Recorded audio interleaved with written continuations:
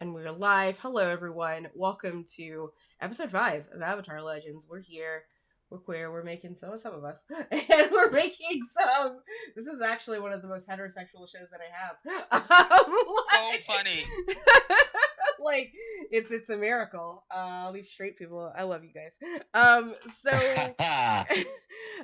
With that, yeah, we're here. We're making some TTRPGs. We're back after a break. And Arnica's feeling better, so that's why we couldn't do this. Arnica had to have her mouth adjusted. I don't know how to otherwise word that. Yeah, no. Yeah. Oh my gosh, people. We were not here because last week I was busy having 3 of 4 teeth that needed to be removed. You see, we only pulled 3 of the 4 teeth because I came alive under that anesthesia as No. they went for Oh my that fourth god. one. And Oh I my No. god. successfully fought off 3 dentists before they were able to crank the anesthesia up enough for me to go all the way under, enough for me to finish sewing me up. And they said, we'll get that fourth one in December. What the fuck, Arnica? Dude, that's not my worst one. I stayed in the chair for that one. My worst one was when they pulled my wisdom teeth when I was 16 and my father had to come in because I'd gotten out the chair, backed myself into a corner, and was trying to fight off a whole room full of people screaming for my guards to come in. I was being assassinated. Like, I thought I was a queen being invaded. My dad had to restrain me. You are a queen, though. You are a queen, and technically your face was being invaded. So, I mean, you weren't wrong. Baby me was not wrong. So everybody, welcome back. So glad to have everyone here. Um, we are back for more Avatar Legends, A Reign of Smoke and Ashes. We have a whole herd full of air bison. We got a passel full of children. We got 4 confused friendly people getting to know each other. Y'all are casual acquaintances in a real non-casual situation. Oh yeah. And why don't we go ahead and I got an air bison themed icebreaker question this week. So, since you have gone from 0 air bison to 4 air bison, that requires a lot of upkeep and chores. What would be your favorite air bison related chore? What would be your least favorite chore? Go ahead and tell me as yourself and as your character.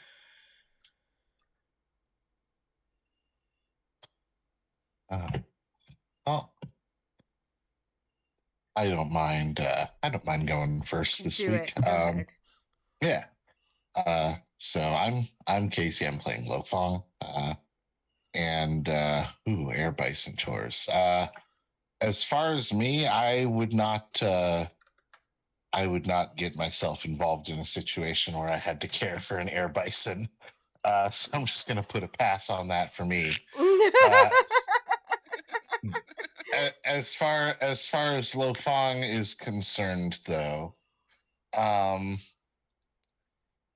think he would actually enjoy like the menial, no brain required tasks because it's like a familiar comfort to him. So like scrubbing them clean, cleaning wherever you're keeping them, that sort of thing. I think he'd do well with that. Okay. I'm just imagining you sitting there very calmly for 3.5 hours trying to brush one side of this giant padded bison, just happy as shit. Oh yeah, absolutely.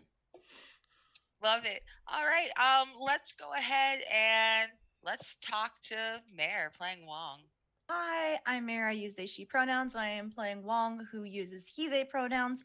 For myself, I think I would enjoy brushing them. And I think Wong enjoys like polishing their antlers, their horns. And both of us absolutely would refuse to give them a wash, especially in the behind area.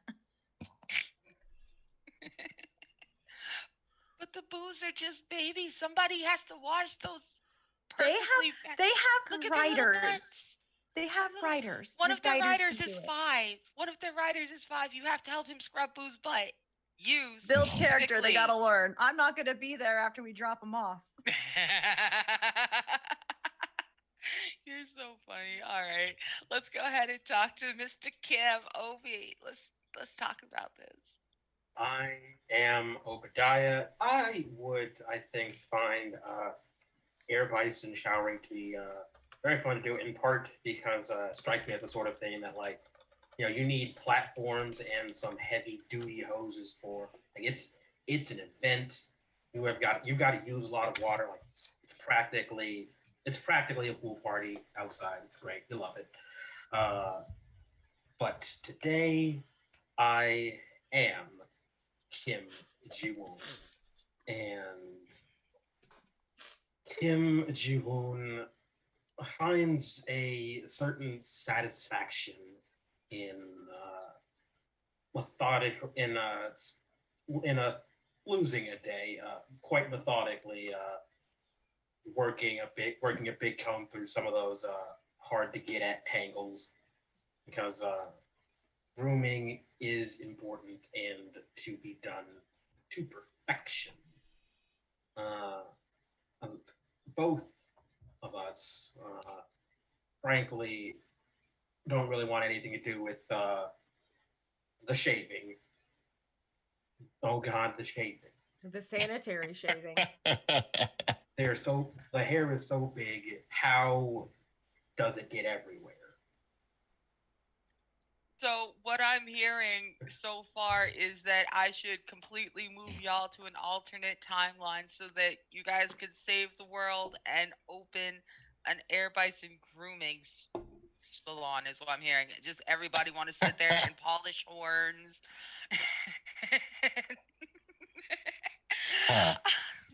Val, why don't you go ahead and tell us about Kyle? Hi everyone, I'm Val. This is my house, my channel, my space. I bring to you Kayam, a they, he kind of person. I myself are a she, they, it kind of person. Little more she today. We'll point that out. As far as Kayam goes, I think with them, their favorite is definitely feeding time.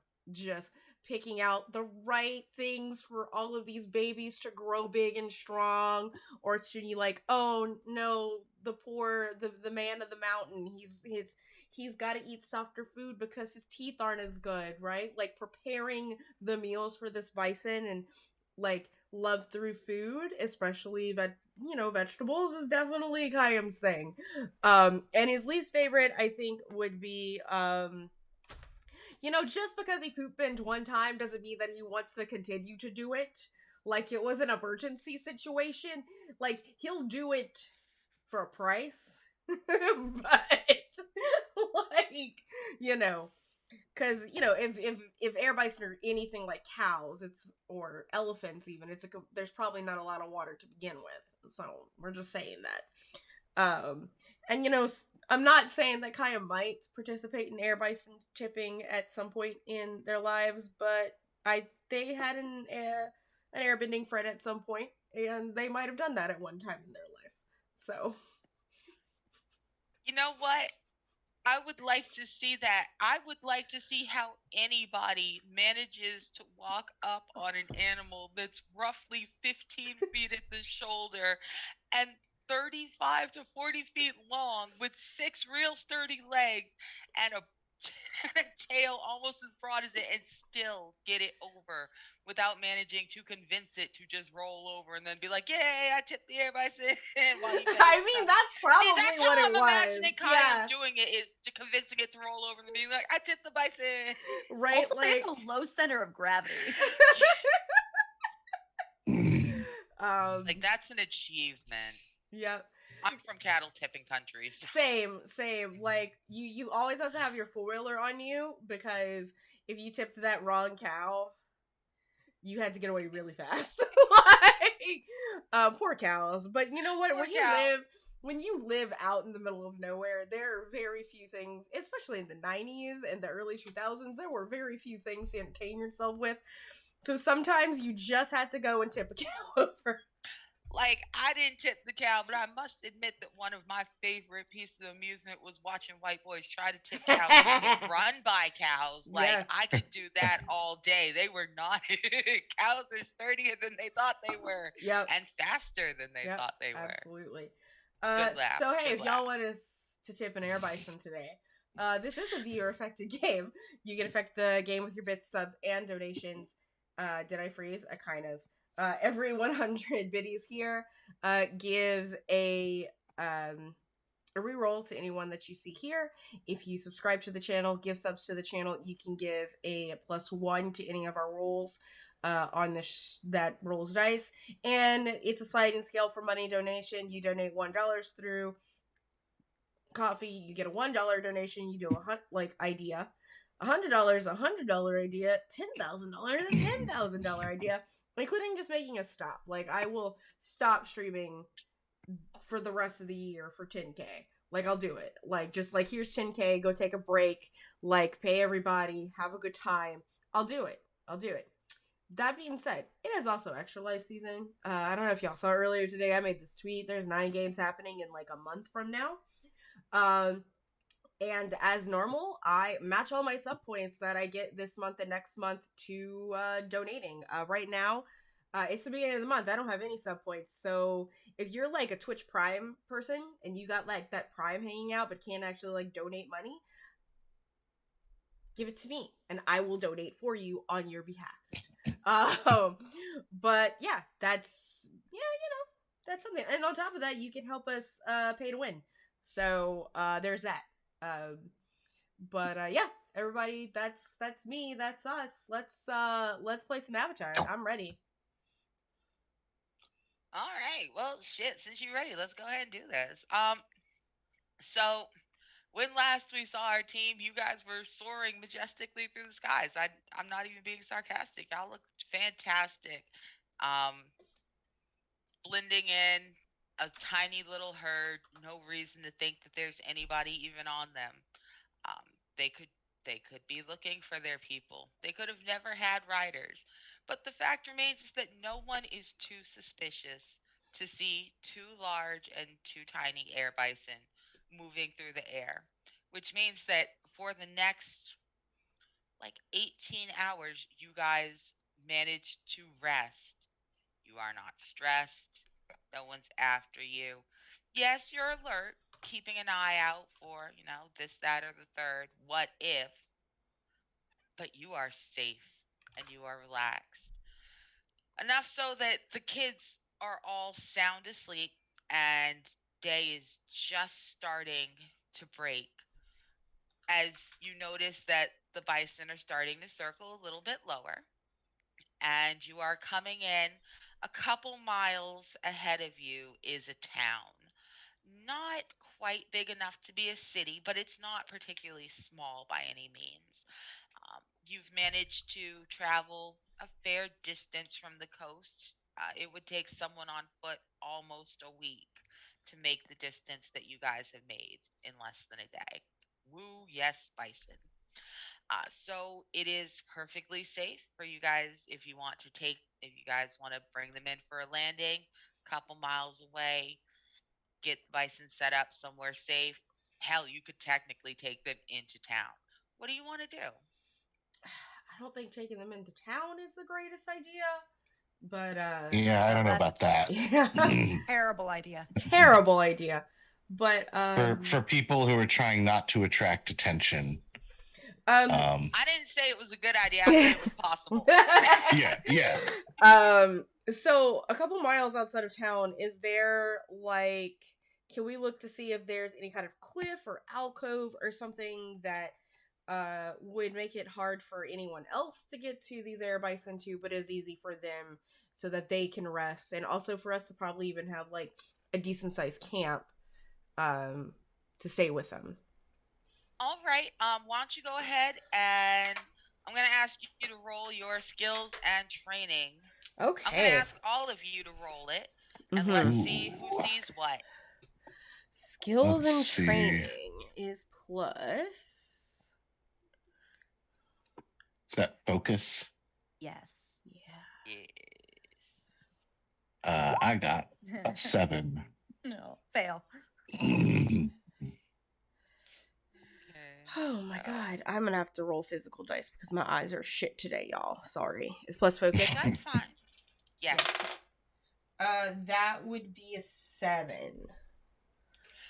Okay. So Mhm. we've got some misses and some mixed successes. So here is what happens. Um, Wong and Wong, you don't really see anything. You're looking, but you're not at a great angle. You're facing the wrong side. You're really facing in towards town. So there's nothing. Where the fuck did my camera go? There. So there's nothing really for you to see.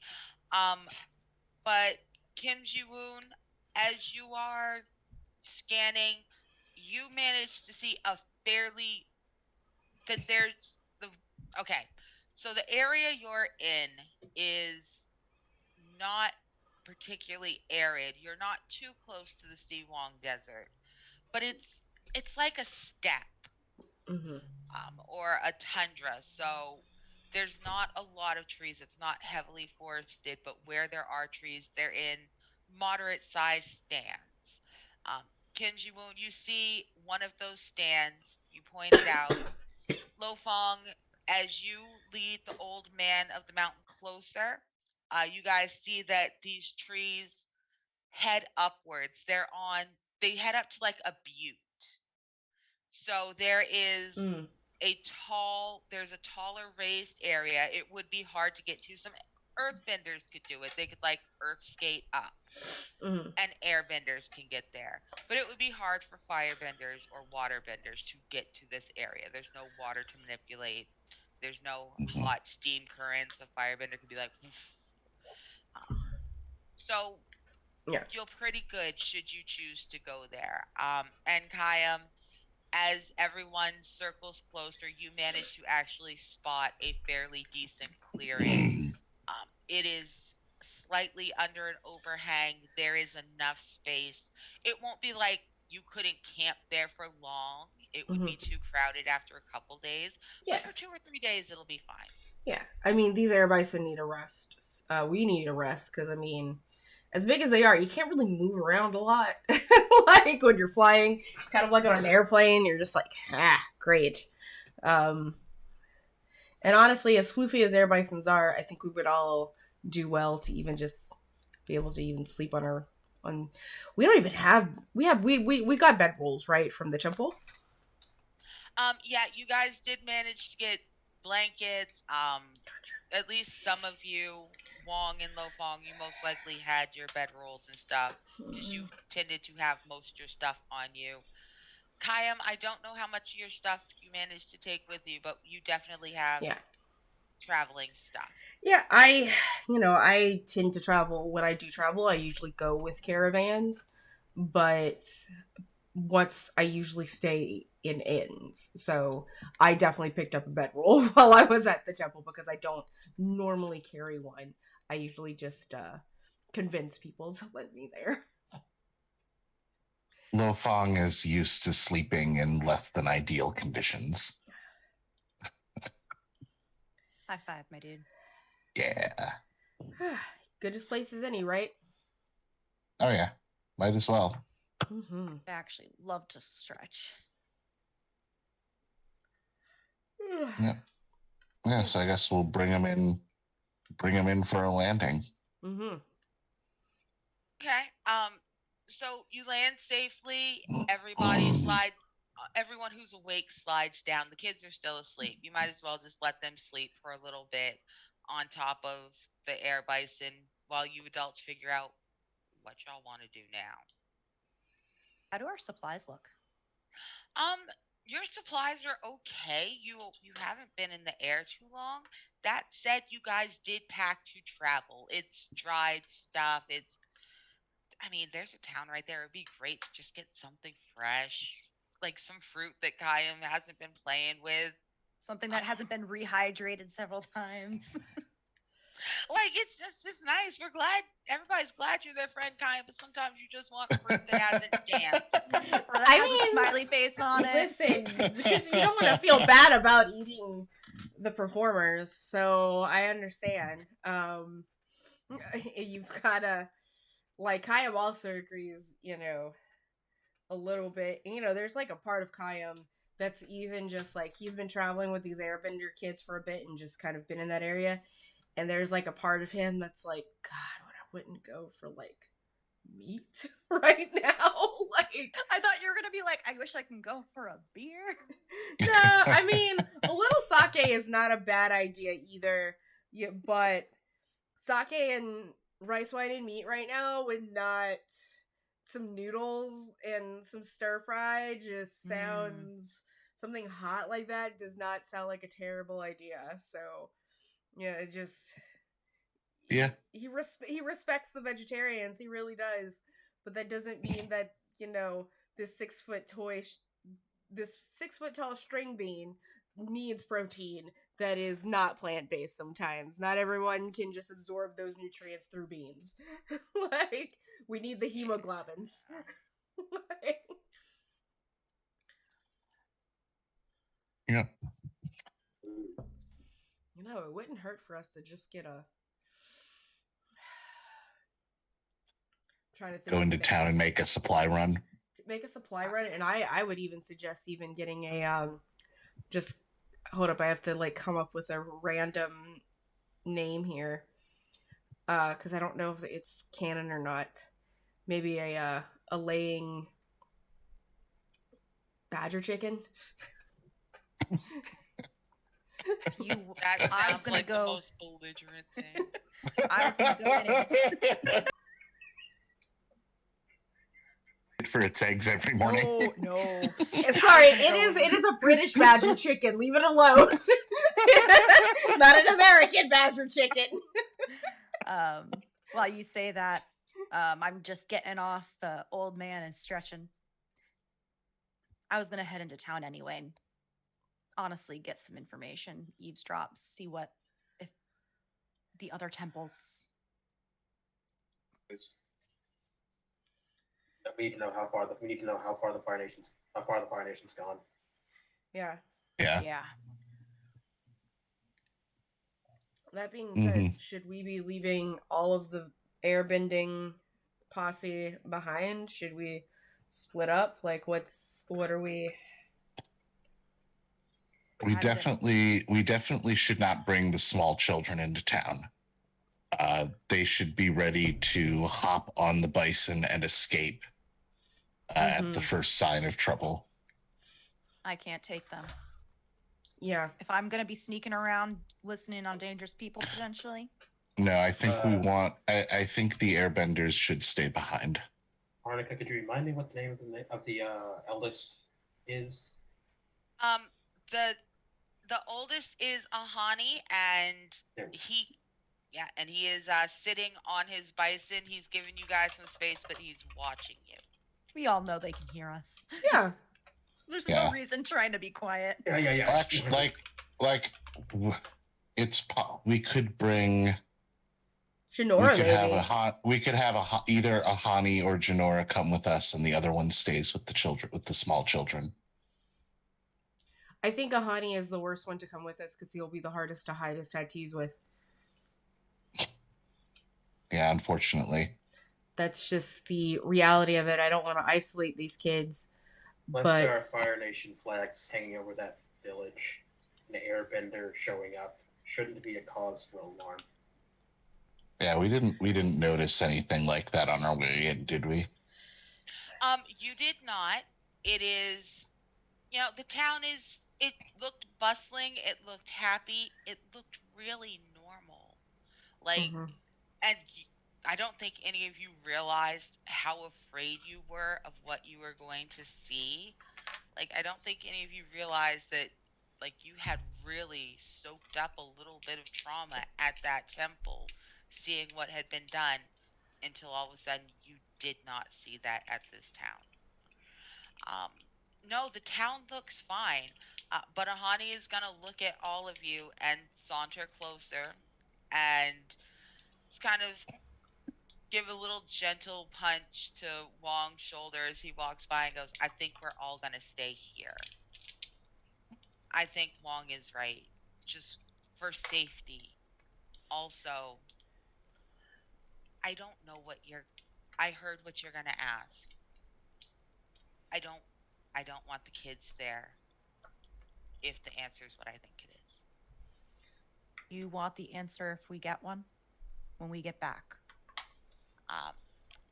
He's going to look down and look up and just kind of scrub his hands from his face all the way to the back of his head. And for a minute, he really looks his age as he looks at you and goes, no, but I need the answer. Okay. If we find anything, we'll let you know when we get back. All right. We'll be safe here. Nobody can get up to us except for more airbenders, maybe some earthbenders. But if you need anything, and he reached over and he taps the necklace around your neck, Lofong, the air bison whistle you have. He says, I promise, we'll know. Fair. Mm-hmm. Yep. Not going to argue with that. A good old getaway plan. Mm-hmm. Anything you want for us? Is there anything you want us to get for you while we're down there? He's going to look around, kind of rub his hands over his head a little bit, and he's starting to, like, he has the very hints of, like, 5 o'clock shadow on his head. He is just starting to stubble up. It's been a couple days, and for a moment, you see him contemplate, and you can, like a marquee, you can see that he wants to ask for a razor. And instead he sighs deeply and he says, could you get me a hat? What color hat do you want? I think that can be arranged. And he just looks at you, because have you ever in your life seen an airbender in a hat? They think a hat like Groot, like baby Groot. They don't know why y'all are putting that shit on your head. He just goes, I don't know, man. Get something functional. Okay. Please I was give him just something seeing if ugly. I will. All right, kids. Listen to the eldest and try not to set anything on fire that's not supposed to be. And we'll be back with snacks and hats and anything else y'all need. As you are starting to walk away, just a very tiny voice you will hear a very sleepy Sami tell you that you've got to bring sugar for the booze. He really wants cookies for all of them.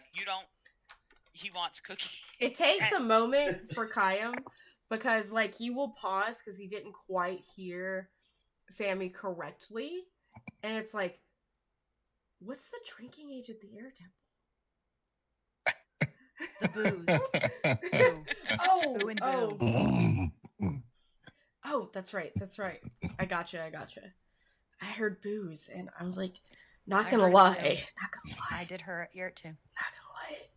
I can use some right now. Oh, I'm absolutely getting a drink while in town. That's like the first thing I was gonna go do, honestly. Like, yes, I agree. Not only that, kind of like as we're walking and talking, not only that, I usually get all of my best information out of taverns to begin with. That's just the kind of person that I am. And looking at Woon, you're very good at getting information as well, but in a very different way. I'm just gonna let the people who are good at talking do the good at talking. And I'm saying this like directly at Kayam, and I'm not looking at anyone else. And I just have like this very large grin of pride on my face. And then, I'm gonna look at Kim Ji Woon. Uh-oh, my network Come on. You know what? We all just forgot. Here we go. Having my first internet burp of the day.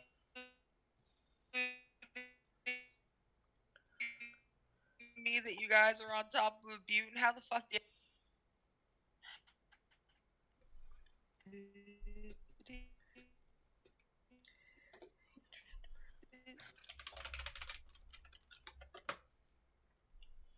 Here we go. Come on back. Let's go back to the. Come on, internet. Let's go back. Let's go back because I want to play games.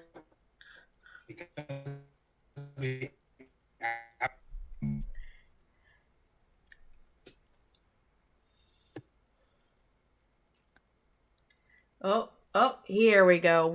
I'm back now. It's coming Doing back. it? It's having its moment, but it's All right. it's trying very hard. Oh, there goes it's now at 0 again.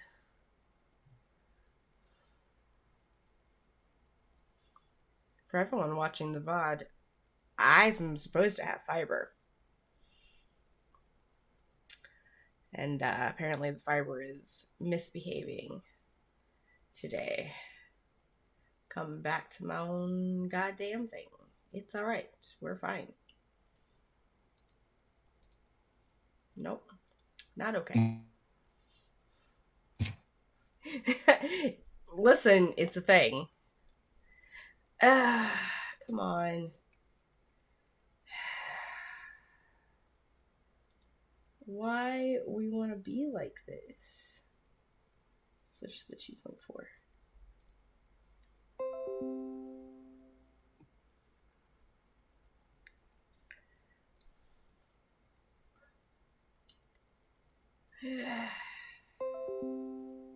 Reconnection successful. Okay. But Zoom isn't quite caught up yet. Has... Okay. All right. There we go. It took a couple minutes. It took a few seconds, but we're back, I think. Yeah, I had to switch to the 2.4. I've had just a heads up, everyone.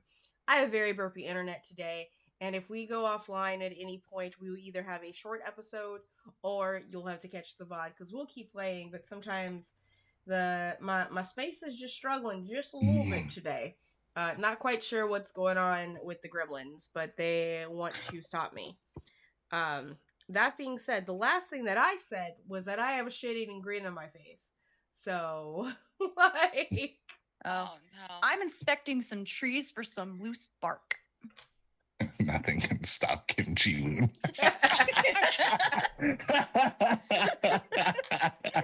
Okay, you know what?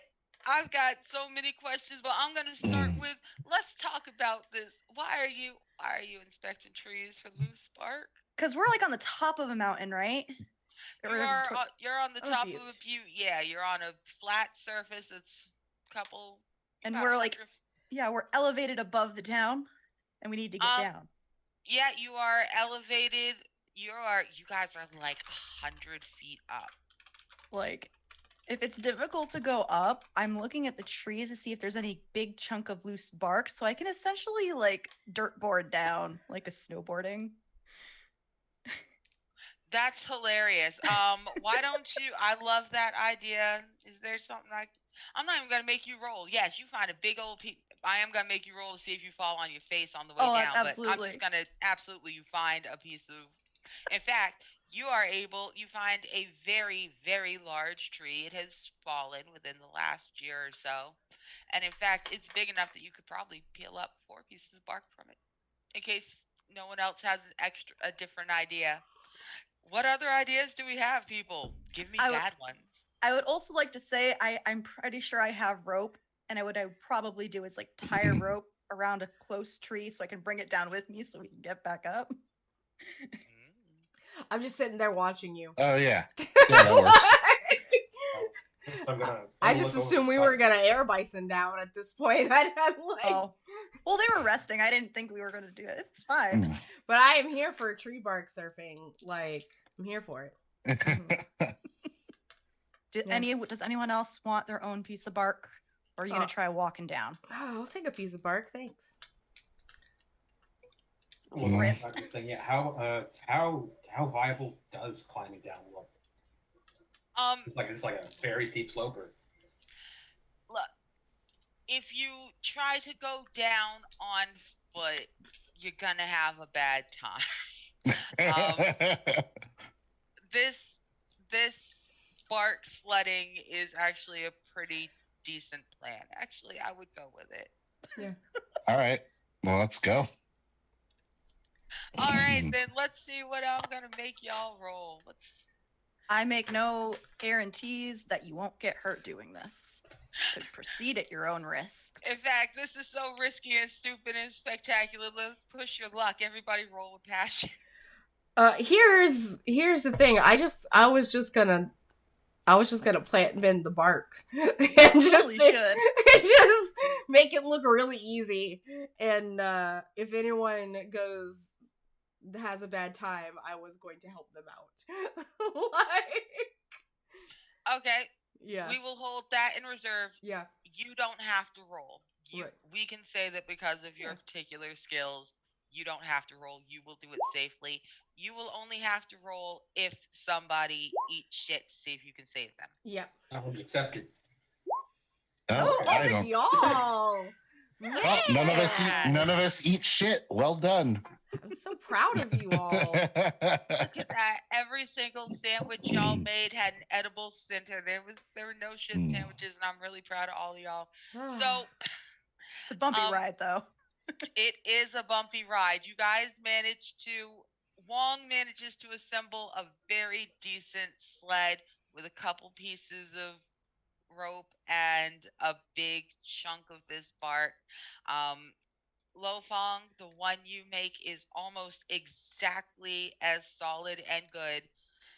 Kim Ji Woon, you are a man of many talents. You are not a carpenter, man. You cobble together. You cobble together this raggedy Charlie Brown piece of sled. You make it down to the bottom, but you are the dustiest. You got dust all in your face. You got some leaves sticking out your hair. You bumped into a couple trees, but you made it down too. You're not too hurt, but you're not as put together as you were at the top. I'm fine. I'm gonna immediately start working on my hair as I start walking away. Like get it into something kind of traditional, Earth Kingdom traditional even. Looks all right, and with characteristic cat with a characteristic character. I'm going to mostly ignore Dirt Elsewhere.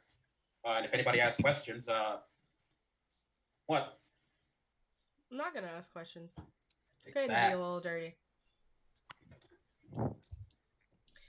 Alright, I have a question. Yeah.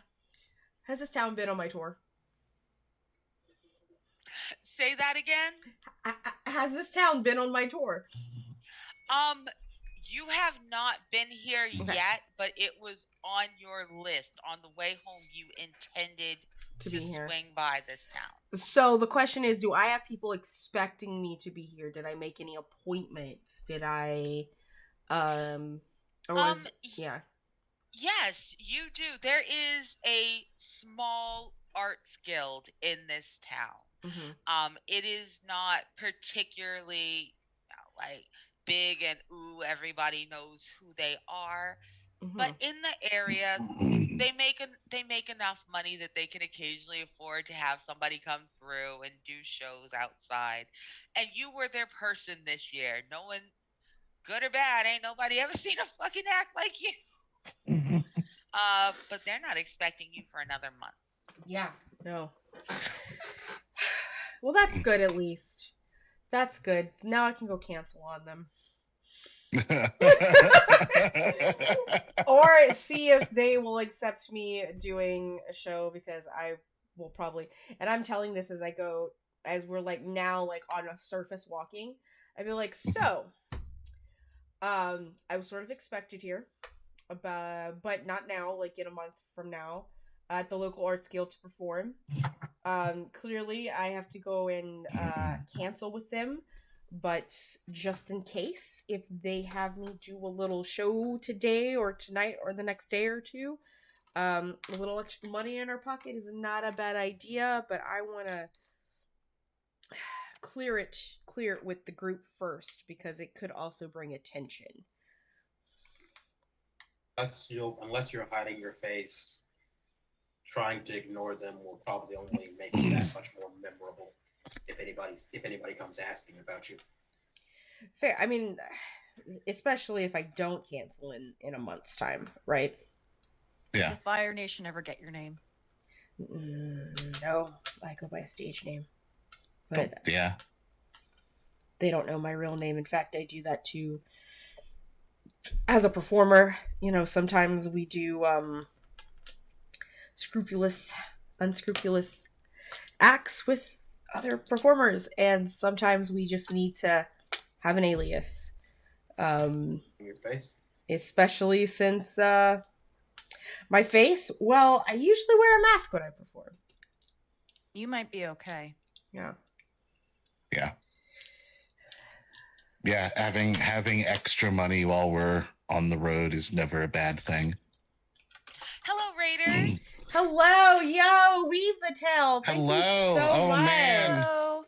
We've got some raiders here. For that raid over at Weave. Hot damn of 13. Thank you so much, friends. We're playing some Avatar Legends here, and it's a good time. So Right, yes. we're just getting started. I've got everybody's down the hill. Nobody ate a shit sandwich getting there. They did it successfully. The children are safely hidden away, and adults are getting ready to go into town and adult. Absolutely. Excellent. Yeah. We're gonna drink. We're gonna drink.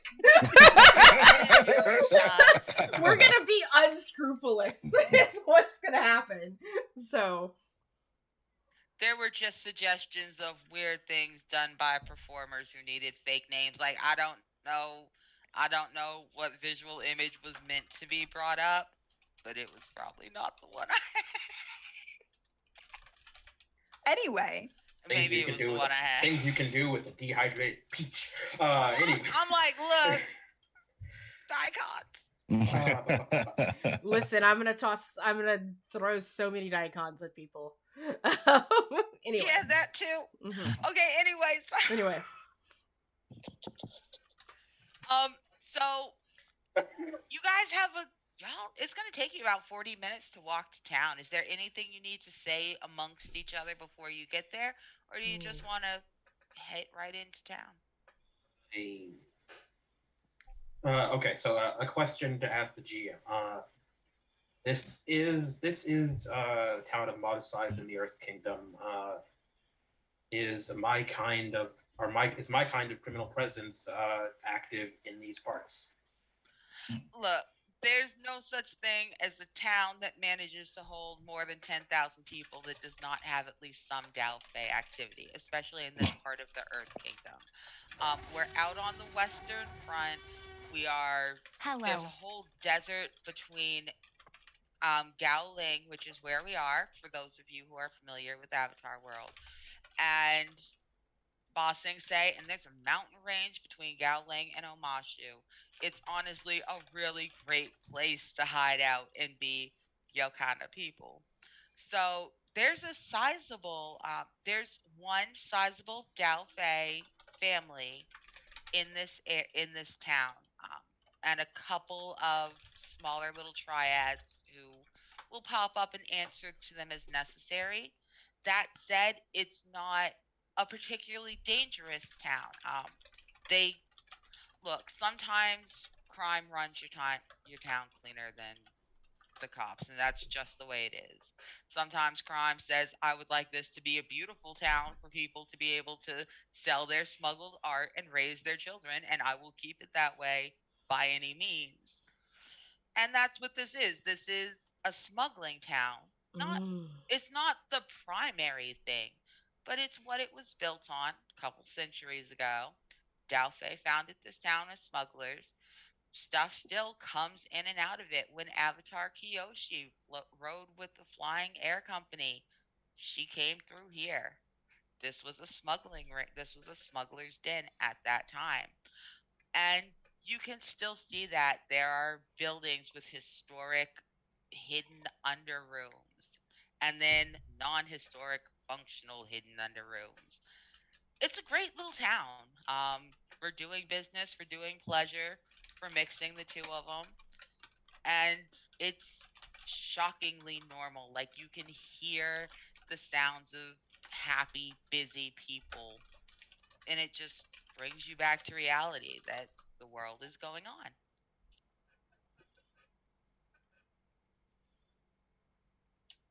Kim's gonna sit down thoughtfully, and he's gonna speak up. There are smugglers here. There have been smugglers here. There will be smugglers here. And now is probably the only time we'll be able to get anything out of them, that I'll be able to get anything out of them. In the worst case, I am 18 hours or so ahead of being disowned. But until then, I am Kim Ji-woon, and it can do to owe someone like me a favor. I just put down my tally for the IM. Are we gonna have to make it a point that every time it's being used, you have to make a donation to Extra Life, though? Like, I'm just like I created a custom playbook ability just for Kim Ji-woon. It's in the Twitch chat.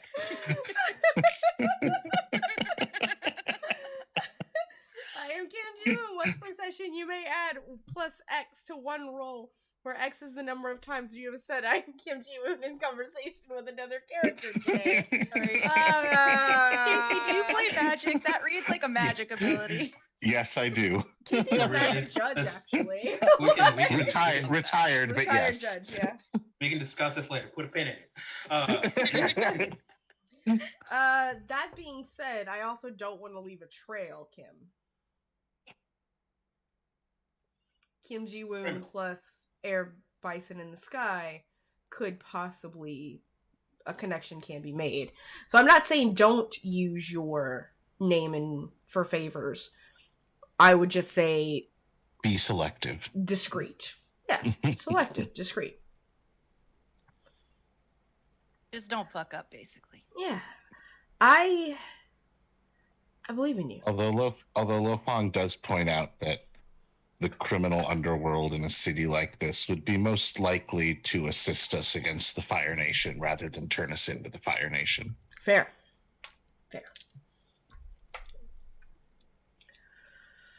So bribery also goes a long way to keep people's mouths shut. Mm-hmm. That is true. It's still moderately early in the day. It's about 11:30 in the morning by the time you guys get to town. Stuff is in full swing. It's a market day, but not the busiest market day. So the streets are a little bit crowded. There's a lot of bustle. There's a lot of gossip. There are taverns open. There are places where you can eat, where you can drink, where you can do some shopping.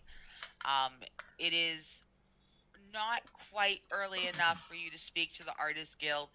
You know, Artist Guilds don't even move until noon. It's true. Because, you're not even done with the after party till 4 a.m. Listen, it is early for me. Like, the fact that for some reason, my circadian rhythm is normal for some reason. It's because I've been riding on an air bison, and what else can you do but fucking nap? And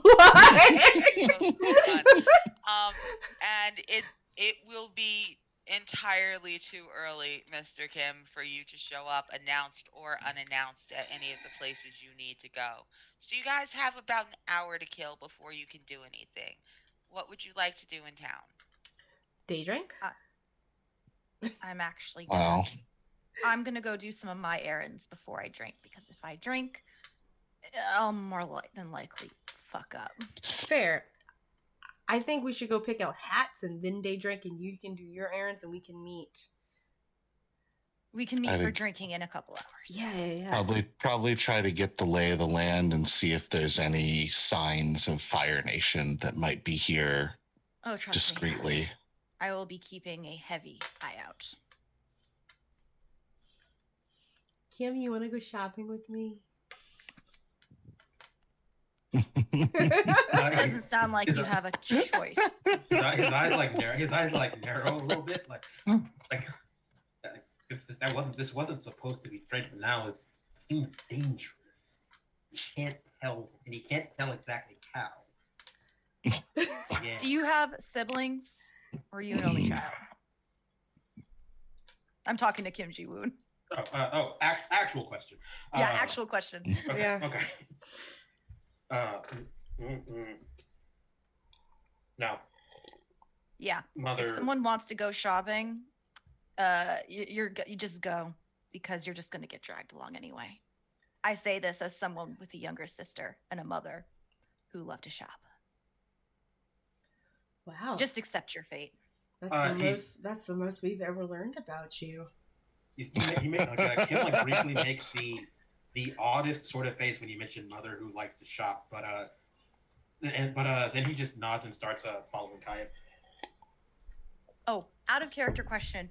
I also can't remember, but did Kim Ji-woon tell the group what his alias is?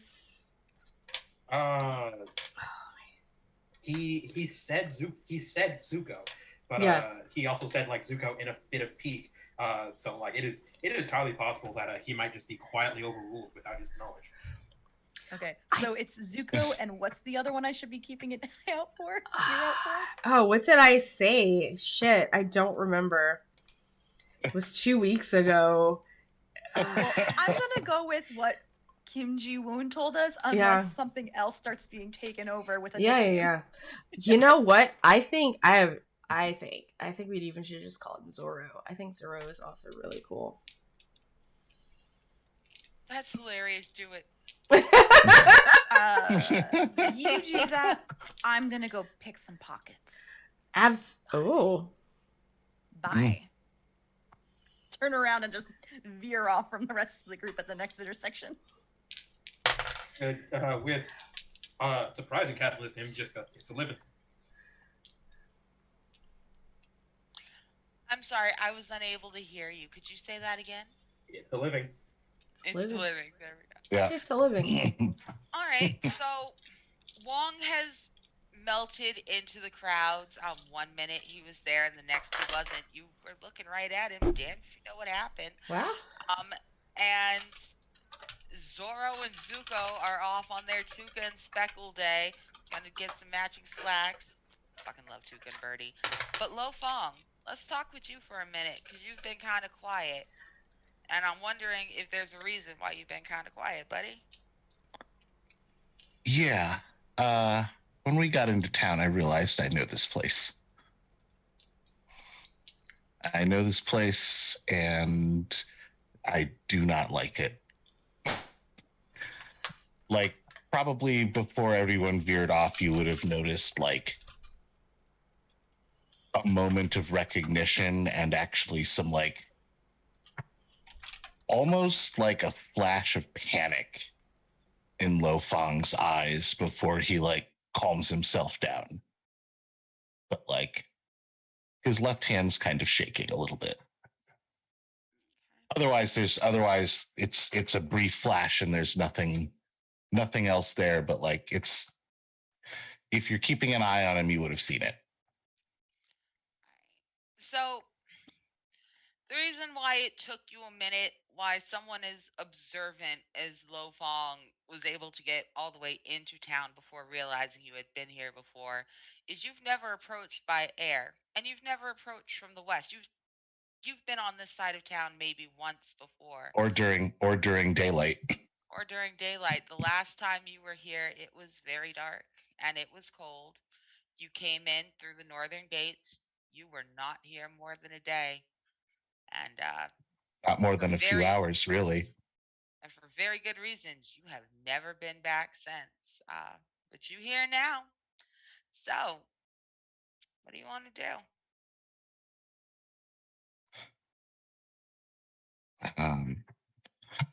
He's gonna kind of just like pull his hood up over his face, and he's gonna like kind of just like slowly walk through town and like make his way kind of in the direction of where the like the center of town, where the local ruling group, whether it's currently a noble family or some other council that's in place. And he's going to just like, kind of make his way there and explore a little bit. Okay. So, as you make your way through town, you make your way through the busiest part of the market district, a little bit outside the center of town. There is, it's a judicial district. It's upper class, nice houses. It's some very nice tea shops. It's where the city council lives and rules. And they're like a lot of moderate sized towns in the Earth Kingdom. They know that technically they belong to the Earth King. If the Earth King comes round, ooh, he's the boss. But the Earth King can also kick rocks, ha ha ha, Earthbender joke, because he don't run shit in this town but his shoes. He runs his mouth and his shoes over. That's it. This town is run by a council of merchants and Daofei, as well as some elected officials. It is an open secret. Everybody in town knows it.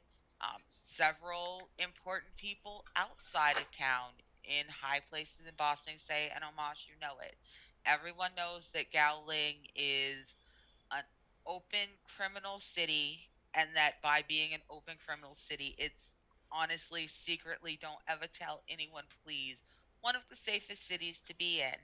Um, in fact, very few noteworthy crimes have ever happened here. Nobody has really seen anything, in fact, really terrible happen in the last 8 years since they had to replace an entire Knight's Guard. Like, they had an entire Knight's Guard executed in the center of town because a very important family on that ruling body, from parents to children, grandparents, servants, the entire household was executed in one night, just out of nowhere. Nobody knows what the fuck happened, who was mad at him. Anybody who should have been mad at him should have lived in town. So security's gotten better since then. But maybe you know that already. I don't know. Do you? Have you noticed that security's any different? Yeah. It's a lot better than the last time I was here. So there's a couple buildings in the area. Like I said, there's some tea shops. There are a couple merchant places. There's a big council building that you can enter, and then there's just people around in some beautiful park areas. What are you doing on this side of town? Lo Fong needs a cup of tea right about now. Okay.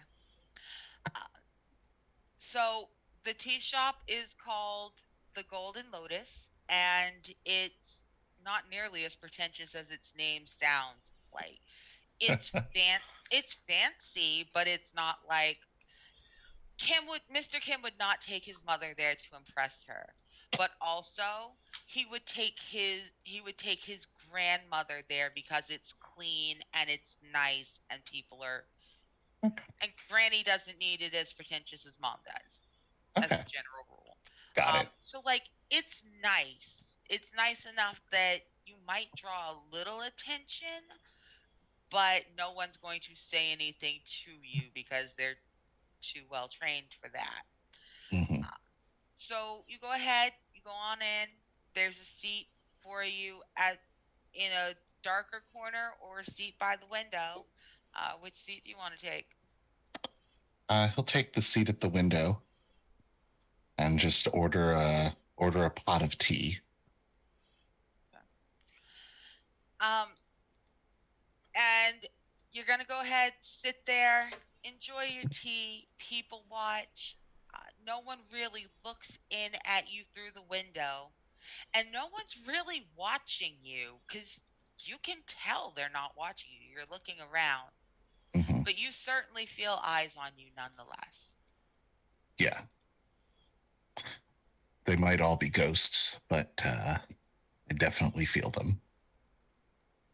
Okay. And he's just gonna sit there and try to stay calm and drink his tea and want to leave this town as soon as possible. All right. Well, I'm gonna leave you there with your teas and some Yep. eyes, maybe ghostly, maybe not on you. Let's check. Let's check in on our dynamic shopping duo real quick. Because Wong, I'm gonna need a minute with you.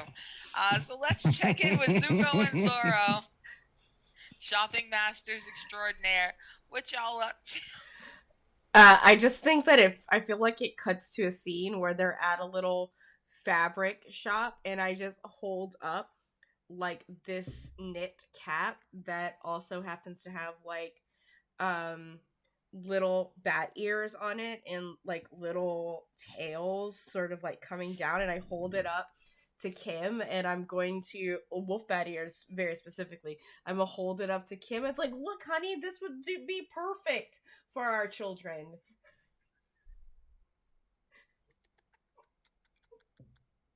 Our adorable children. Yes. Deserve dignity and respect. But they're also children and they deserve something cute. Badgermoles.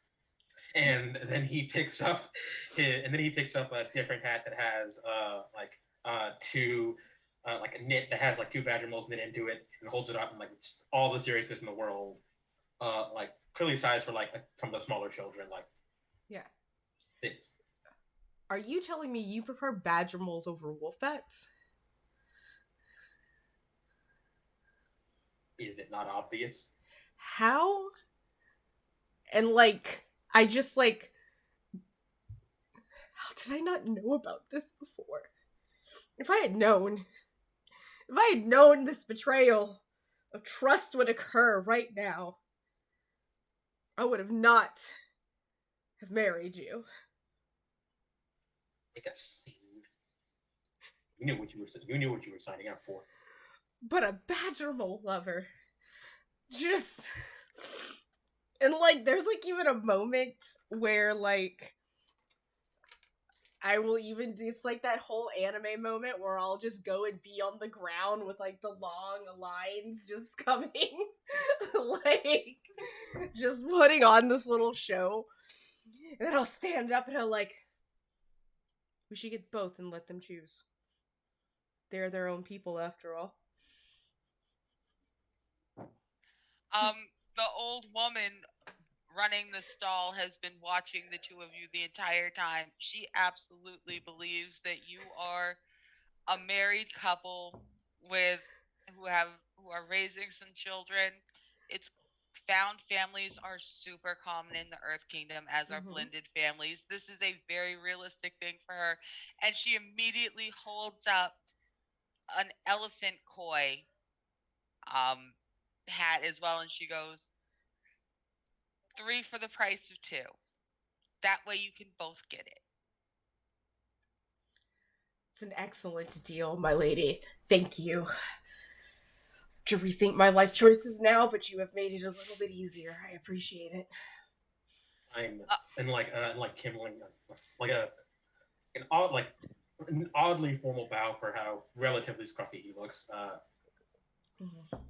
So I apologize for making a scene. I'm sure it won't happen again. She laughs very loudly and she goes, I remember when mine were little. It seems like you never get enough sleep. The littlest things turn into bickering about hats. And she's gonna go ahead and pat you on the cheek. She's be like, "You have such beautiful manners." And as she does and reaches up, you notice that she has a very particular signet ring on her hand. Kayam, you do not recognize the symbol on that ring, but Mr. Kim, you do. And he like he half freezes, uh, glances back at Kayam, realizes he is not a subtle enough man to have any idea exactly what to do next. So instead, he says, oh, "Ma'am, I forgive me, and Arnica, could you give me a name of a relative who might be seen around these parts?" Absolutely. You have you have a great uncle. He's your grandfather's youngest brother, and his name is Boomy.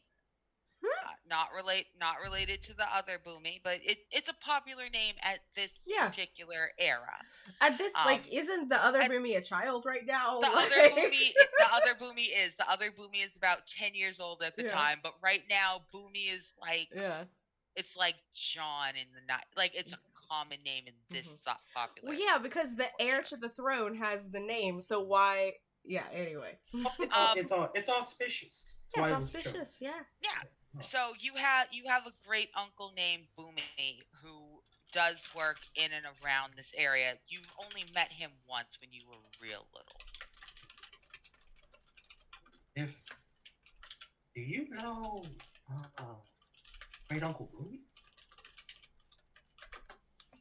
She's gonna stop and draw back and look at you a little bit suspiciously. You know what? In fact, since you asking cop questions, let's go ahead and have you roll. I'm going to ask another question out of character. Well, okay. Okay. Because I assume that this is about to be a push your luck kind of moment. Yeah, and would you say that I'm behaving in a way that shocks and unsettles people from this shared criminal background? I don't think that they would be shocked and unsettled, but I do think that it would be a little bit suspicious. It's not uncommon for people to try to grease the wheels on their way through Gowling by mentioning someone who hopefully they'll be in and out of town before that person can confirm or deny whether they're related. So it's not out of the ordinary, but it is a little bit suspicious that you would all of a sudden go, "Great Uncle Boomy." So you ask cop questions. Go ahead and push your luck, and let's see how she responds.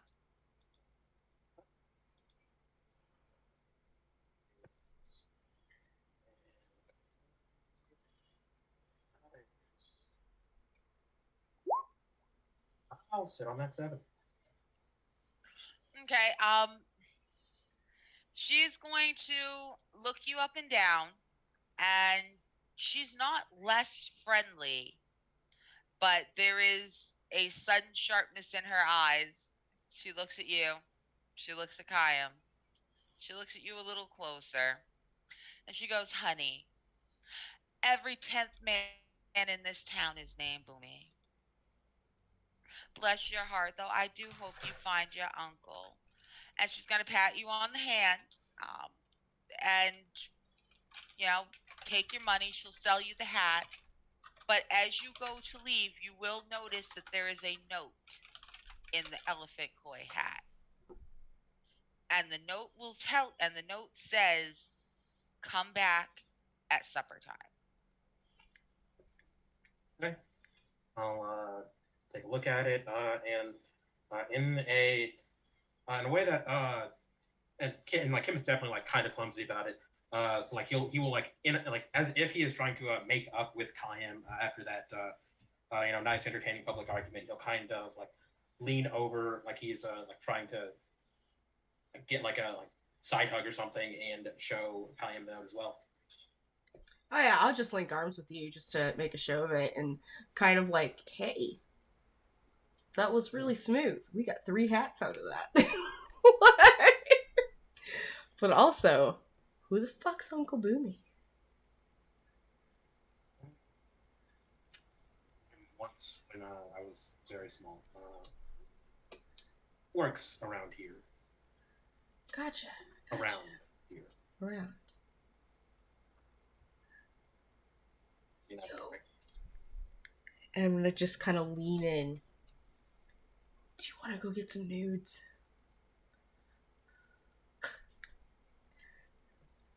Did Payam say, "Do you want to go get some nudes?" Yes. As in noodles? Well, I mean, there are no Oh. cameras. It did take me a minute to figure out, like, how they don't get news with no cameras. Excuse me, at the art district, clearly. I mean, like, it's like him doing the rich man. Sometimes artists make strange requests. That is true. That is true. So it kind of takes him a little bit to process. Yes. Yes, let's get some.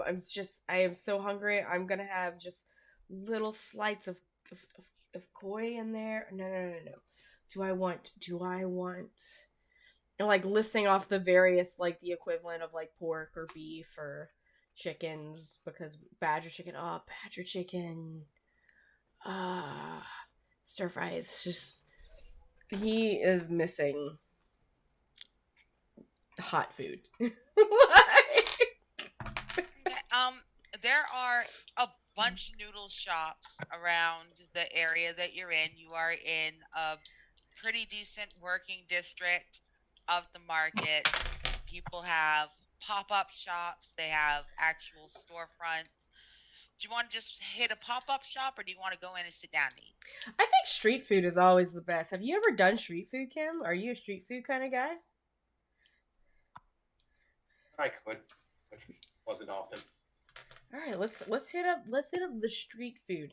It's just for a little refuel, because I still have to go to the art district. We're still gonna have drinks later, with the gang. You know what I mean? We should save room. We just need a little oomph. How are you feeling? It's too spicy. I mean emotionally, not food, but we'll get spicy nudes. It's fine. Mm-hmm. Oh, I don't know yet. I thought more than I'd like to. Perhaps my father is very disappointed in me right now. Perhaps not.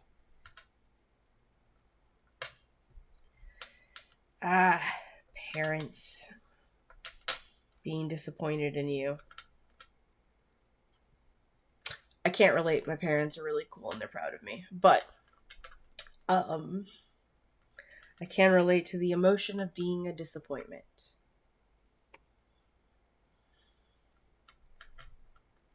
Wow, you just gonna say that to your friend's face and everything. But that's okay. You know what really makes that feeling so much better? Udon. And we're gonna go find a street udon cart. You get back the towering silence of I don't believe you, but I really don't think I should make this worse. Is there a way that we can make a roll to see if udon makes him feel better? Because That's hilarious. Because here's the thing, I would like to comfort and support. I don't know if he has any. I don't know if you have any things going against you right now, but that's what I'm essentially doing. I can't. So here's the thing. Yeah. Comfort and support really works on NPCs. So. Oh, that's interesting that it's on here, because like in Mask it does it on people. Do you feel comforted and supported, Kim Ji-woon? I feel like that is a question Tights could answer if you want to let it happen. Okay, well, if you're cool with it, why don't, let's go ahead and roll. Roll with Harmony, and let's see if getting Kim Ji Woon's some spicy nudes will comfort and support him. It's a +0, so that's a 10 total, my friend. 2 5s right off the bat. Yep. Then I suppose that there is something about this surprisingly profound street mixture of spices, Yeah. and like the little bit of the little bit of like a little bit of tears that the heat brings, plus maybe some tears from somewhere else. Who knows? I'm sure it's a rainy day out right now, right? Mm-hmm. Exactly. Mm-hmm. Terrible day for rain. And that it's and that after the food's eaten, Kim is feeling better. He's feeling better. I am going to hold my question on them, though. If you're down for that. Sure. Yeah, I'm gonna hold, like, if we do meet Boomy, I'm gonna hold that question. Yeah. Okay, I'll allow that. Mm-hmm. So cool. You guys stood there among the crowd eating ridiculously comforting udon noodles. The meat in it was perfectly seasoned. The broth was really clear and really spicy. But like so pleasantly spicy. Yes, Kimchi. maybe it made your eyes sweat a little bit. You didn't cry, your eyes sweated. It was deliciously hot. Um, but everybody's feeling a little bit better. And part of that is just because you haven't heard anybody say anything. You have not Mm-hmm. heard anything about airbenders, about a massacre. Everything seems really normal in this town. And it's starting to kind of make you think that maybe it was the most terrible one off to ever happen in history. Maybe things aren't as bad as you're afraid they are. So I'm gonna leave you guys feeling comforted eating noodles, and I'm gonna leave Lo Fong feeling very, very nervous and watched sipping some tea, and I'm gonna leave Wong. Where's Wong? I don't know. We'll find out when we come back from break. But let's go ahead and take a 10-minute break. Yeah, absolutely. Yeah, We will see everybody in 10 minutes. So, Bye. bye.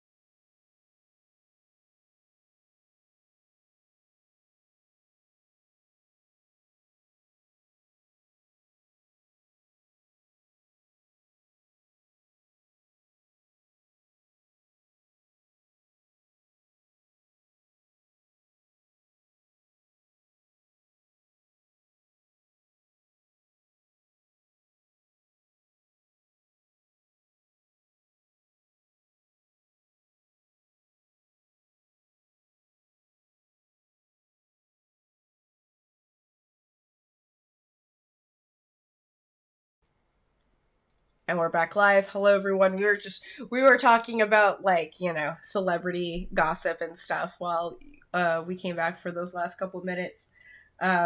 Yeah, apparently Arnica wants to hook up her brother with Eugene from the Try Guys. Okay, Eugene Yang, listen to me. You do not understand. My brother is handsome. He's successful. The two of you would be a perfect power couple. I'm not saying you have to leave, Matt. I know you're happy. I'm just saying if anything ever happens between you and Matt and you end up on the or East if you're Coast, polyamorous, or if you guys are polyamorous, message me on Twitter, Arnicax Ross. I will connect you to my brother. Man, the two of you, you'd be so handsome together. You guys could adopt some beautiful little girls, send them Someone to clip LA. that and send it to you. Click that right now. Since I'm marrying off famous people to my siblings, Alexander Skarsgård, my sister, I'm just saying, famous people, I have siblings, and they're beautiful and talented. Anyway, let's get back to the game. Yeah, I think now though we're gonna have to, like, who are you gonna marry us all off to? But that'll be next. Oh no. You know what? That's the question you guys can ask me as an icebreaker next week. I'll let you guys ask the question, and I'll tell you what celebrity I'm marrying you off to. You have a whole week to think about it. You have a whole week. Yeah. I do. Yeah. It'll be great. Awesome. All right. So we know where everyone else is, but let's check in with our friend Wong, who last time we saw had just melted into the mass of humans at the market. Wong, what's up with you? Yeah, so Wong has broken off from the rest of the group, and I got a couple things that I would like to do, but it all starts off as just trying to get a feel for how the crowds work, who's here, just like what type of people, and just the general vibe and everything. But I Okay. have my own little shopping list, which I use the term shopping loosely. But I am mostly just pickpocketing some cash. I would also like to steal some toys for the kids and also keep an eye out for little rascals that I might be able to talk to. Adult rascals or child rascals, it doesn't really matter to me. Okay. Well, let's go ahead, and it sounds like you got a bunch of stuff you want to do. Did you want to start by assessing the situation to measure the flow of the market, or do you just kind of want to observe it for a little bit? Okay. I would like to assess the situation, and I can. I'm also going to use one of my moves called casing the joint. All right. Why don't you tell us a little bit about how casing the joint works? Basically, when I assess the situation, I can add a question from my list to my answers, and I regardless get that one question regardless of my roll. Cool. Let's go ahead and do that then. Why don't you roll with us with creativity? All right. So for creativity, I rolled an 8. So that is I get to ask one question from the regular list. I'm gonna ask, what here can I use to my advantage to get information from the locals? Okay. So there is, if you walk down about half a block, you'll see that there is a noodle store, a shop, not one of the stands like Kim and Kyan went to. And it's really popular with the older generation. That's where Pop Pop goes for lunch and meets up with his friends, and they play Pai Sho for a couple hours, and they just sit and gossip. If you head over there, you'll be able to pretty easily overhear quite a bit of local information, hot goss, all the good juicy shit. Okay. And then the question I'm going to ask from my casing the joint move is,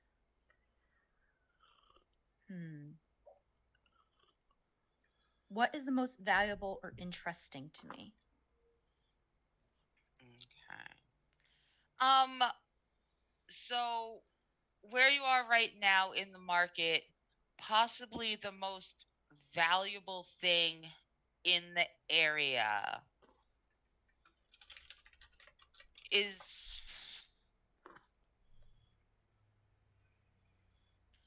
I don't know if there's really anything exorbitantly valuable. Nothing that you wouldn't find anywhere else. There's a couple nice pieces of jewelry on people.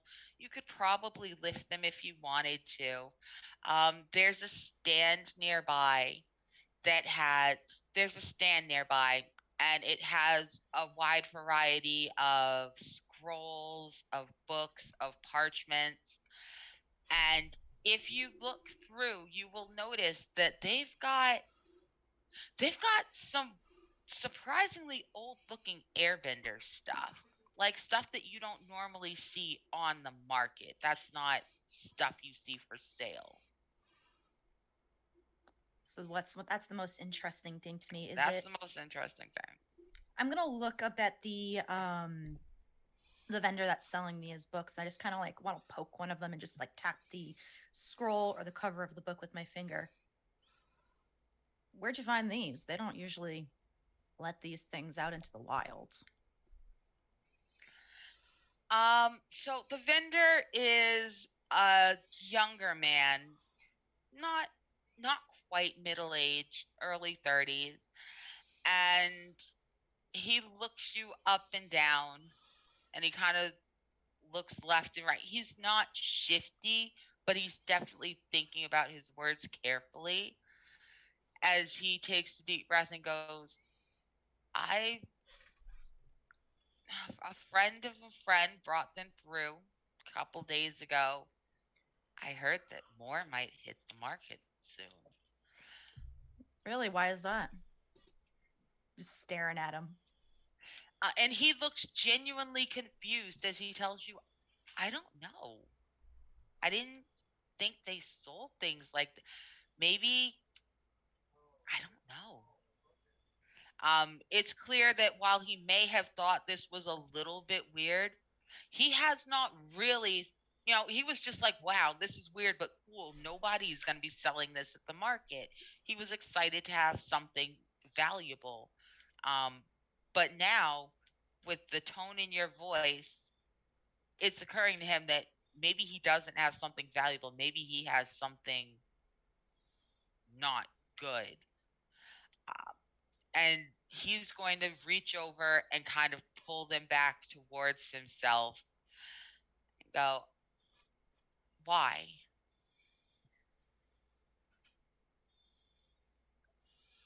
This is the first town we've stopped in, right? Yeah. I kind of like look back and forth, and I haven't seen any signs of Fire Nation here or anything, right? No, there are absolutely no signs of. There may be some Fire Nation people, but there are no signs of Fire Nation military in this town at this time. Okay. I kind of want to like, just give a little come hither like motion, and I just want to like lean in a little bit and just like lower my voice just in volume a little bit. Coming from the east, the Fire Nation attacked the Air Temple over there. He reels back. He picks them up off the table and holds them to him as he steps back and goes, no, no, no. Like he is looking at you like you have lost your mind. Who would attack an air temple? The nuns' temple? I just nod as serious as I can. You don't have to believe me if you want, but the news will eventually make it more widespread. They can't keep that quiet. And he looks at you. He looks disgusted. He looks like he is about to start raising his voice. Can you push your luck for me real quick? Sure, that is with That's with passion. Okay.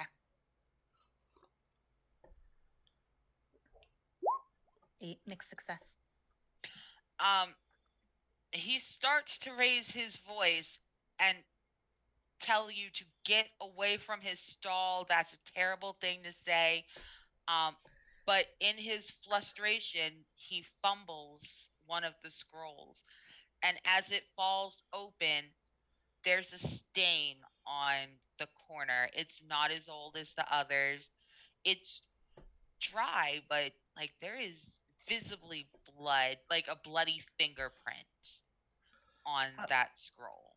I will like calmly like lift it up, pick it off the ground, and like slowly like roll it back up. Very obviously, like maybe like my body's in the way of it for like other onlookers or people who are passing by, but like very obviously, like, hey, there's this right here, and I'll hand it back to him. This is a warning because if you have these, you might get in trouble, regardless of what people say, what happened. His face is white and he is weak at the knees. He waves someone over, does not introduce you. It's a round faced woman. She looks harried. This isn't even her stall. It looks like he's waving over a friend from across the way. And he asks her to watch the stall. And he grabs you. And it's not one of those "you're coming with me" rough grabs.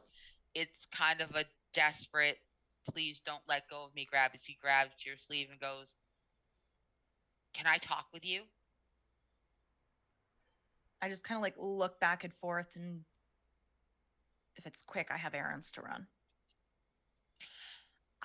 So he'll pull you over to an alley. It's not, you guys are still in plain sight. You can see people, people can see you. It's not withdrawn enough that you think he's up to anything. It's exactly the kind of ridiculous place that someone who never does anything wrong thinks is clandestine. Um, so Just he two friends pulls having a private conversation. right. So he pulls you over to the alley and he says, "This is these are not from the nuns' temple. They said these were from the north where they keep the great library. I thought maybe they were bad copies or I just thought maybe they were smuggled These are from the north. You said you came from the east." I just nod slowly. Have you heard of anything else about the Western and Southern? He runs, his hands are shaking, and he fumbles the scrolls again. And this time he does not reach down to pick them up. It looks like, honestly, he would rather grab a scorpion snake than pick those up again. He leaves them on the ground between the two of you and steps back, scrubbing his hands over his face.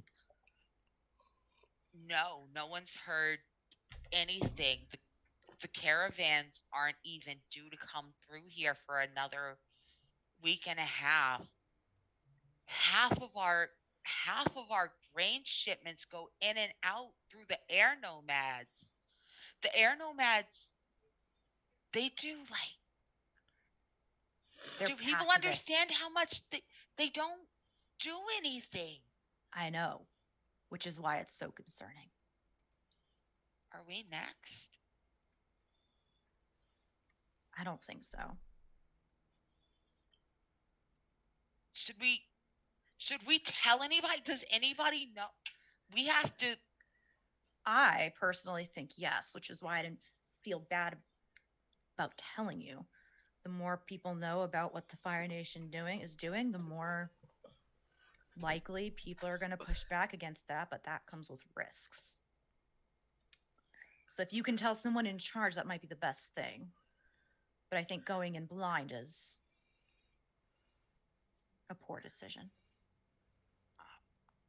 He looks around and he looks, whereas 10 minutes ago this was just a regular friend, this man looks like he has aged 5 years in the span of this conversation. He's no longer looking at the marketplace like it's somewhere he's happy but a little bit bored to be. He is suspiciously watching traffic. Bless his heart. This is the spy who knew too little. Like, he's not. As he looks around and goes, someone has to tell the city council. We're supposed to be getting food supplies through the Air Nomads supply caravan in 2 weeks.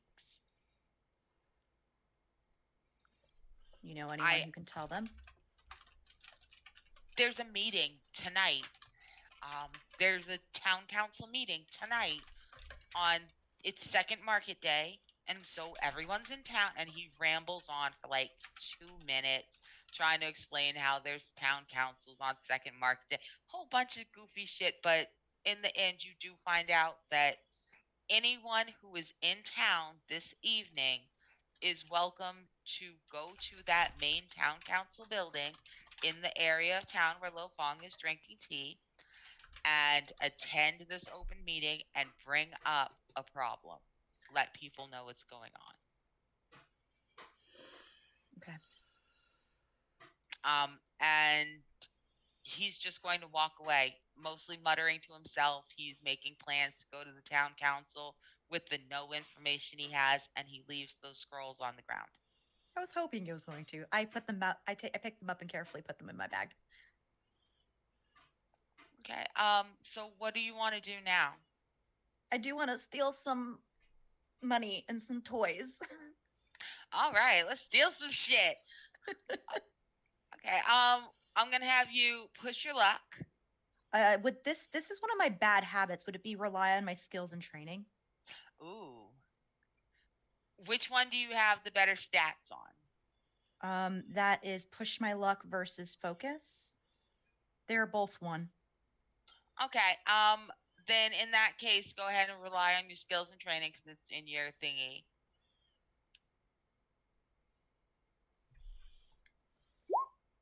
Oh, full success.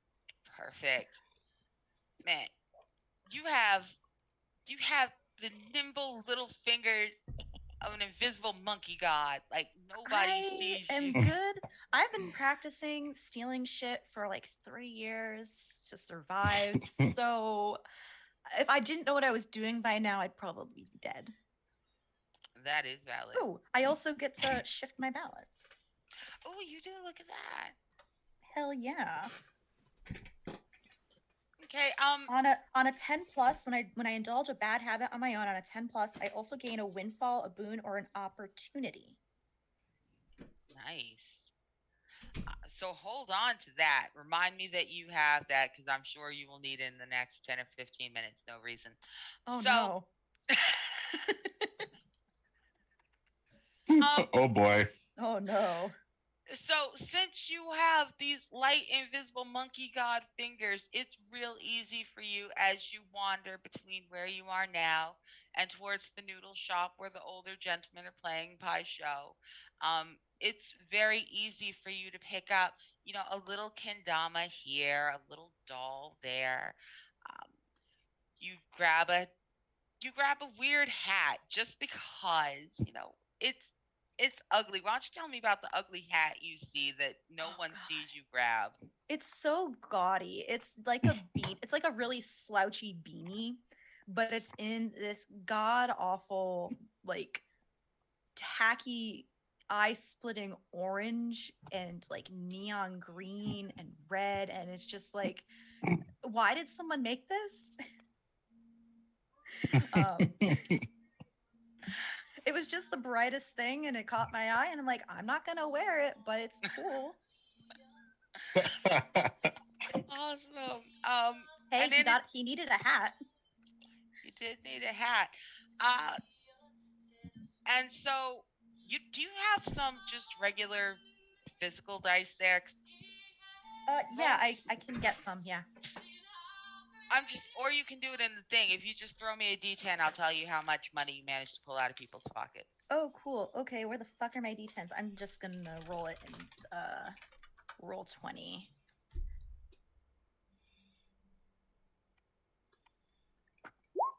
Nine. Cool. Look at that. You managed to hit every fat pocket.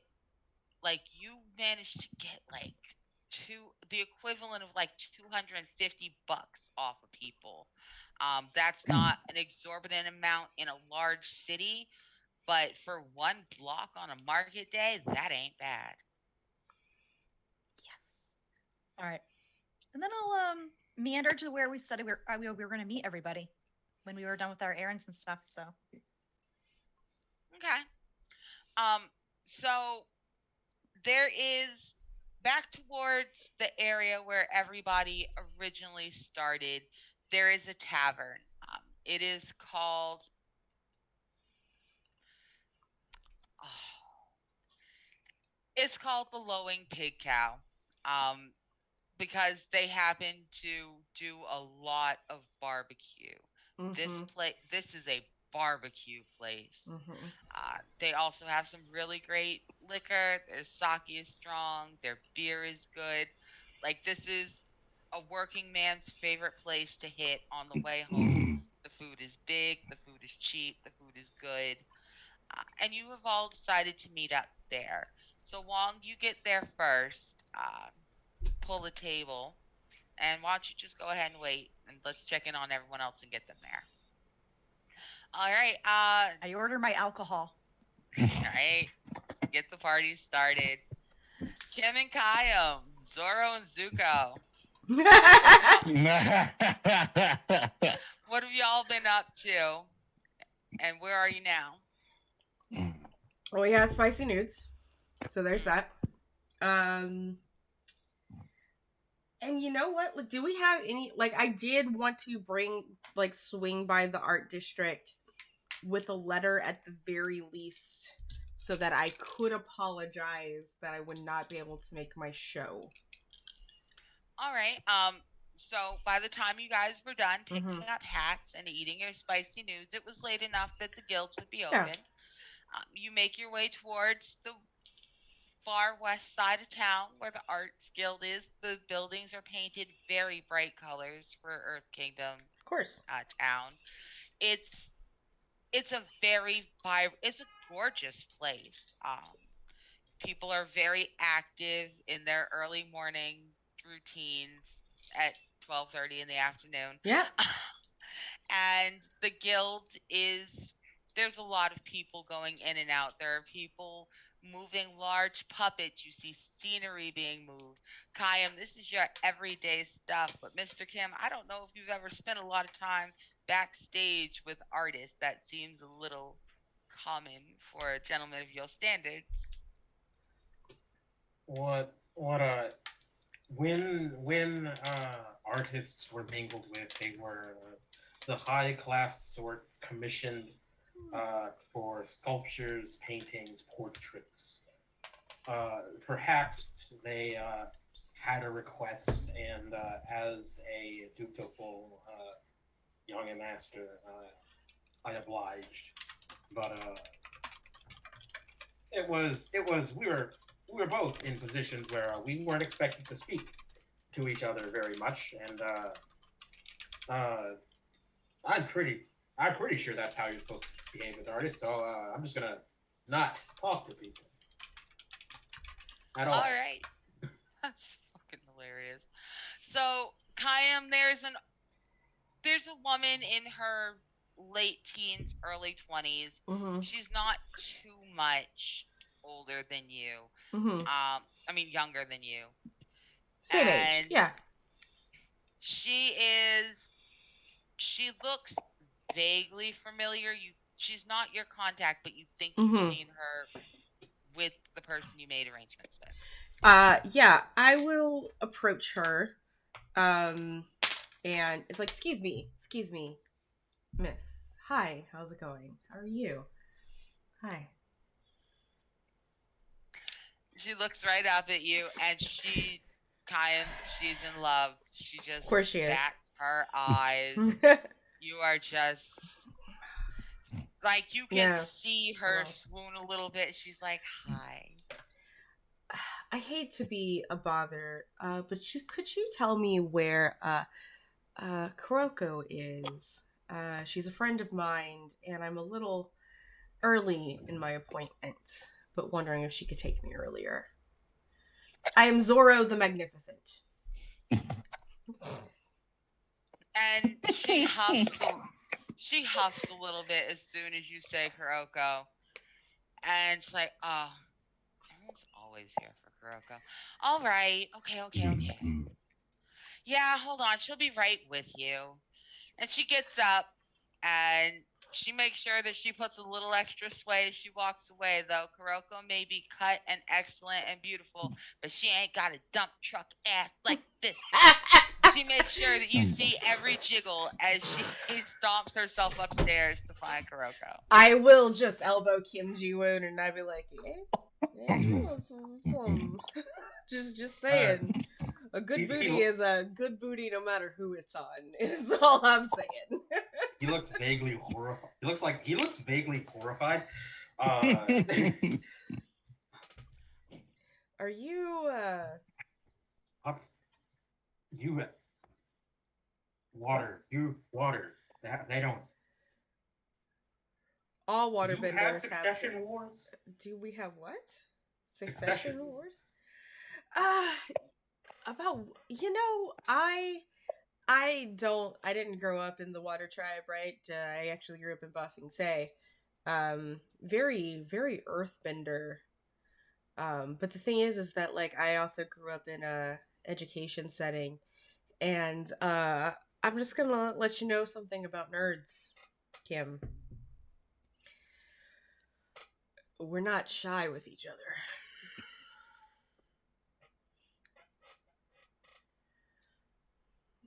I could have, and if you're asking if there is an illegitimate child somewhere amongst us, there's probably two.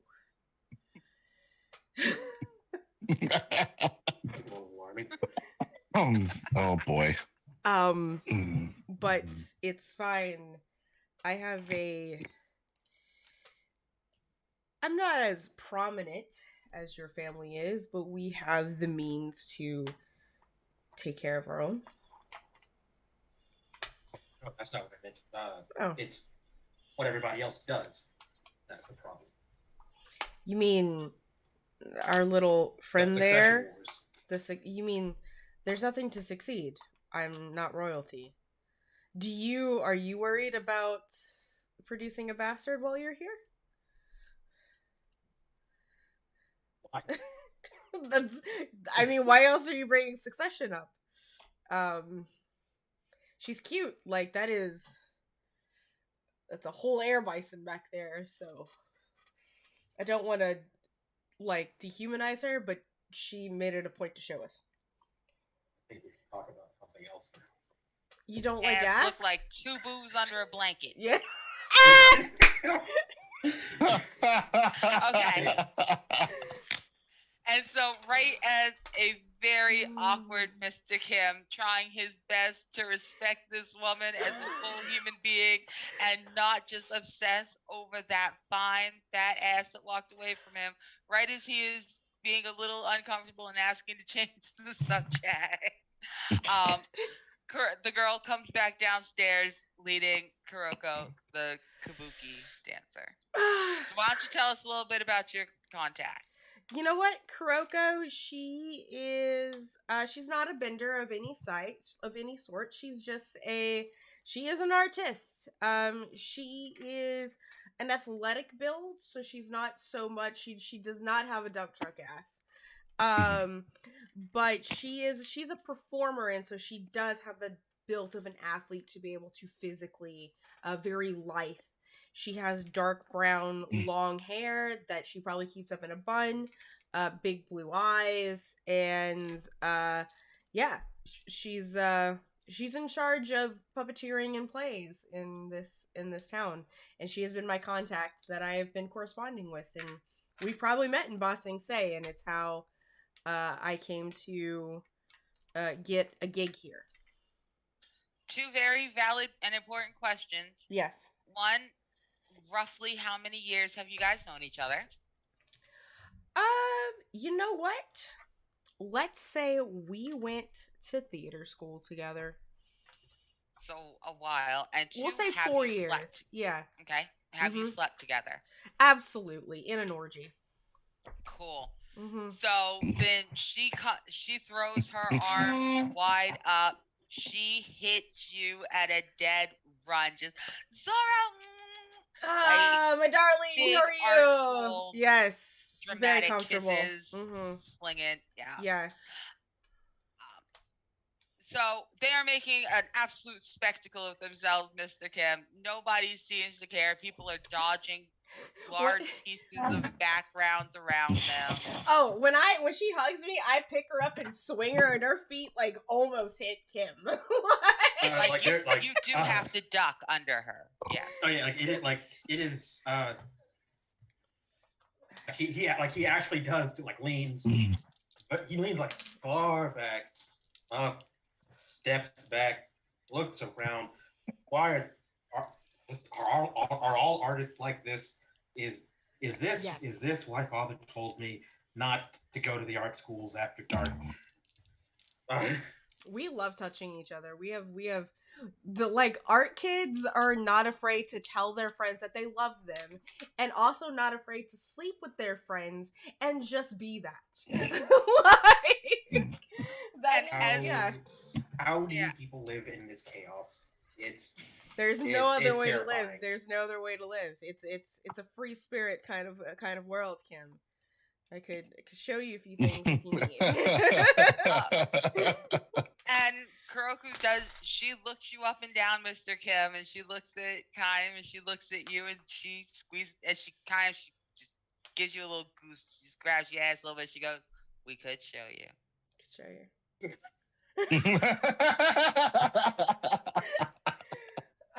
Man, Kuroku, as much as I would love to show my dear friend here, Zuko, the many limber ways that you can twist, I'm actually here with regrettable circumstances. I don't, as you can tell, I'm here a month early. I have a very private matter back with my parents. That is going to keep me from performing in a month. She melts down. No! She just throws herself dramatically into your arms, and she's like, I catch her.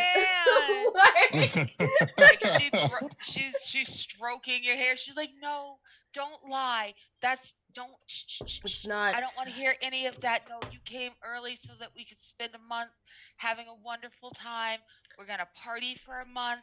I have made you the star of the town festival. You can't do this to me, Zoro. I will die." Oh, my dear, you will not die physically, but I know emotionally this is so bad for you. But it is, unfortunately, has to do with my dad. And I'm just passing through. In fact, and I sort of look around, and it's not weird for people to act like this in the art district, but I am gonna be. Can we speak a little bit more? Can we have a place where we can be a bit more candid, my dear? And she's going to look around. She looks at you, and she's twisting her mouth to make a big production, and she just sees something in your eyes. Mm-hmm. And it's enough that she looks at you closely. And for a moment, the drama, the fun, the French, all of that falls away. And it's two people who have known each other for a very long time. And her face gets solemn as she goes, "Yeah. Come on." And she does not get out of your arms. She just points you. Oh yeah, I'm just like your writer style. You know where her dressing room is. I am all about, and I sort of motion for Kim to follow. As she points us in the direction of where to go. Kim is pretty sure you're gonna have sex. He doesn't. He's not following you. No, it's fine. No, I am it's fine. We're not gonna have sex. It's fine. At least not now. It's it's a conversation, not an orgy. You're fine. Consent is important. Come on. And Mr. Kim, she looks at you with a very serious face as she says, "You are perfectly safe with me." Of course, she now thinks you're a virgin. She goes, "Your virtue is perfectly safe with me." The thing is, he probably is. Like, we're You just probably gonna be are, but on. she's not gonna ask you to confirm or deny. She's just like now. She's like, oh, she's got an entire backstory built up about how you are Kayam's shy virgin friend who he's introducing to the art world. Like, she has built you a perfect backstory in 3 minutes. Just know this. She's not 100% wrong. Yeah. And she's gonna. Fortunately, Kim Ji-woon's acting is more the truth. He is just bald-facedly lying about obvious details. Mhm. And then he kind of like follows after. It's like, And I think as soon as we sort of get into a space that's more private, I'm assuming it might be her studio or home or whatever. Yeah, so Yeah. once you guys go, you guys are going to head up 2 flights of stairs and you're going to get to her dressing room. It's fairly sizable. It's very private. It doesn't have one of the little flimsier sliding doors. It has a solid door that closes. It's hard to hear through. She does a lot of business here. She's one of the co-owners of this space. The space this works company, as a co-op, yeah. and she's one of the co-owners of the company. I will take a seat in like probably one of the dressing stools. Kroko, listen, I'm going. You are one of my trusted confidants from theater school, as lots of relationships are made there. So I feel like it's only appropriate to let you know that. And I look over at Kim, almost for like approval, right? Like, or not even approval, but just like, I am about to tell her something truthful. Back east at the temple, the Air Nomad temple, the Fire Nation attacked and massacred everyone. She let you carry her all the way into the room. She stayed in your arms as you sat down. She gets up in a flurry. It is a big explosion of movement, not for drama, but just because it's a legitimate emotion. Yeah, she is trying to get away from the words that just came out of your mouth. And she puts an entire coffee table between you and her. She turns around and goes, "That's not funny, Kyle." No,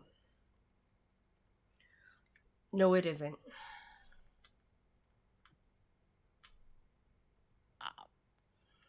It's not funny at all.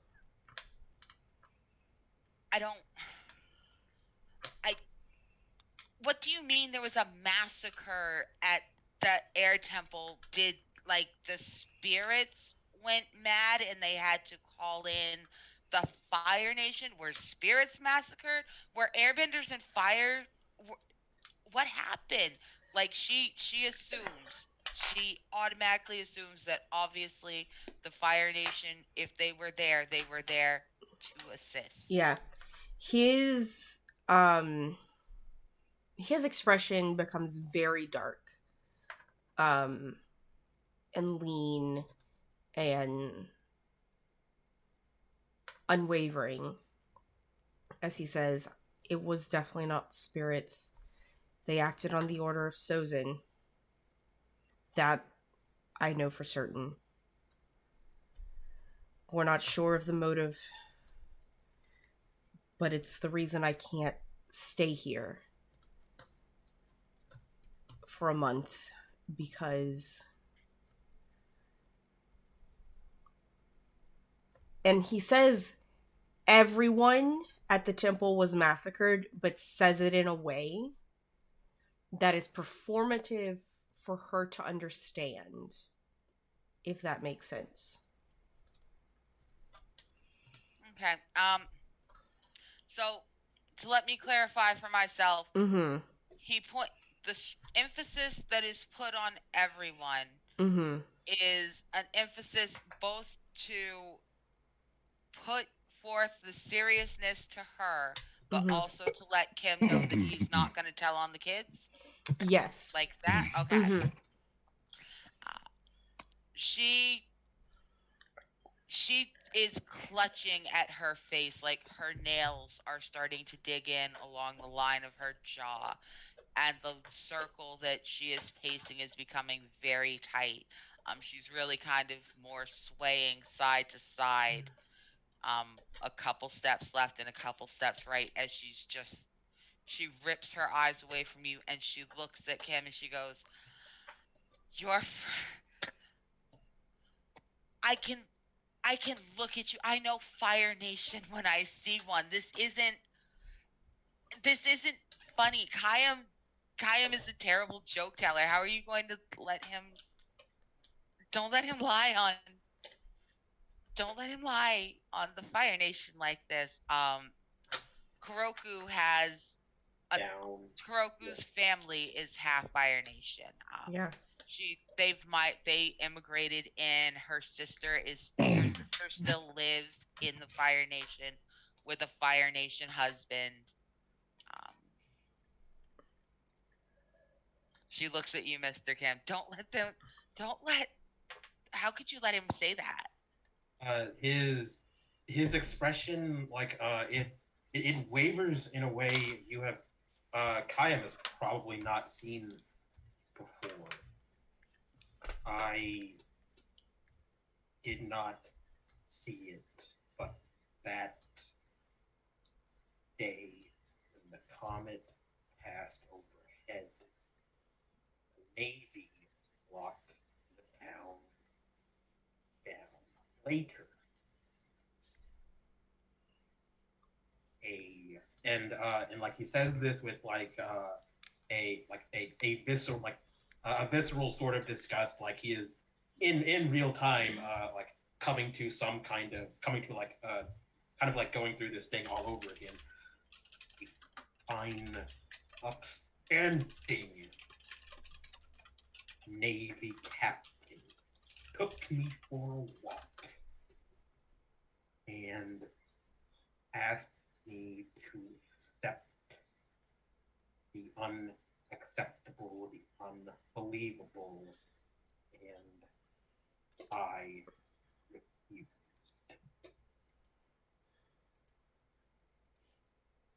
Because what happened is wrong, and it and my nation is responsible.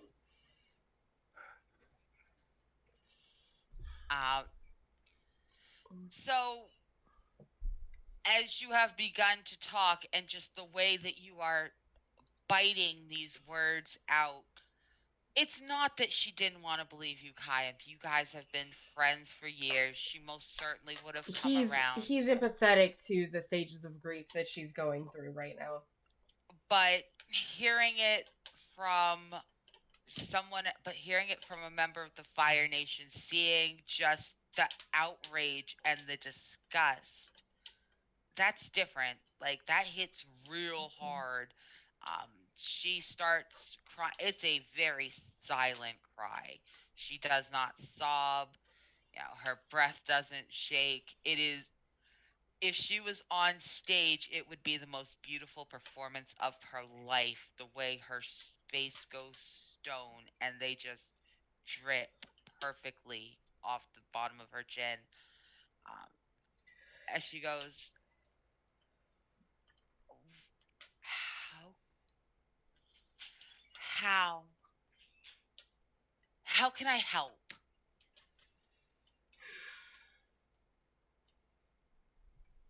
The best way that you can help Kuroko is that we were never here.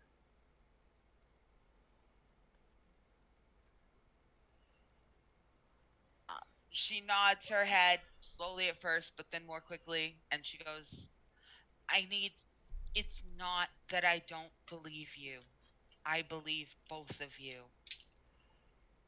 But I have to take this to the town council. We have to know we're part of the air nomad shipping lanes. We're supposed to be getting food supplies, art supplies. We're supposed to be sending things out. The council people have to know what happened. I can't go to them with I heard from someone whose name I can't say that there's been a massacre. Is there anyone, anything that could support what happened? I have to tell. I'm gonna look over at Kim Ji Woon and sort of like, do you know Uncle Boomy? Like, I say it out loud so Kuroko can also hear. Like, it's like directed at Kuroko, but like also just, you know. Okay. And Kuroku does, in fact, her eyes light up a little bit behind the tears. She gives a watery smile and kind of, she's like, he is so funny. I do. I do know Uncle Boomy from the Flying Bison Galleries. Um, and yeah, why? And I look over at Kim and I hope Kim is spitting out what I'm chewing. He is my great uncle. I have an appointment at supper. We might get reacquainted. If and Zuko might not be my proper name, but at the very least, for a couple of more days, perhaps it won't have to be. Okay. So she's going to look at the two of you. She's going to say, I just. Tonight, there is a town hall meeting between the counselors and everyone else. If there's just anything, anything you can do that would help me bring some kind of proof, everyone needs to know what's happened. People are going to be looking for people. They're going to be looking for loved ones, for services, for help. I understand. We're reconvening with our group very soon, and they were scoping out the place, looking for other things. And of course, at supper, we plan on having a meeting with his relative. I think that by town meeting time, somehow we can come up with something for you. But if anything, Kuroko, I needed you to know so that you can be safe in case they come here next.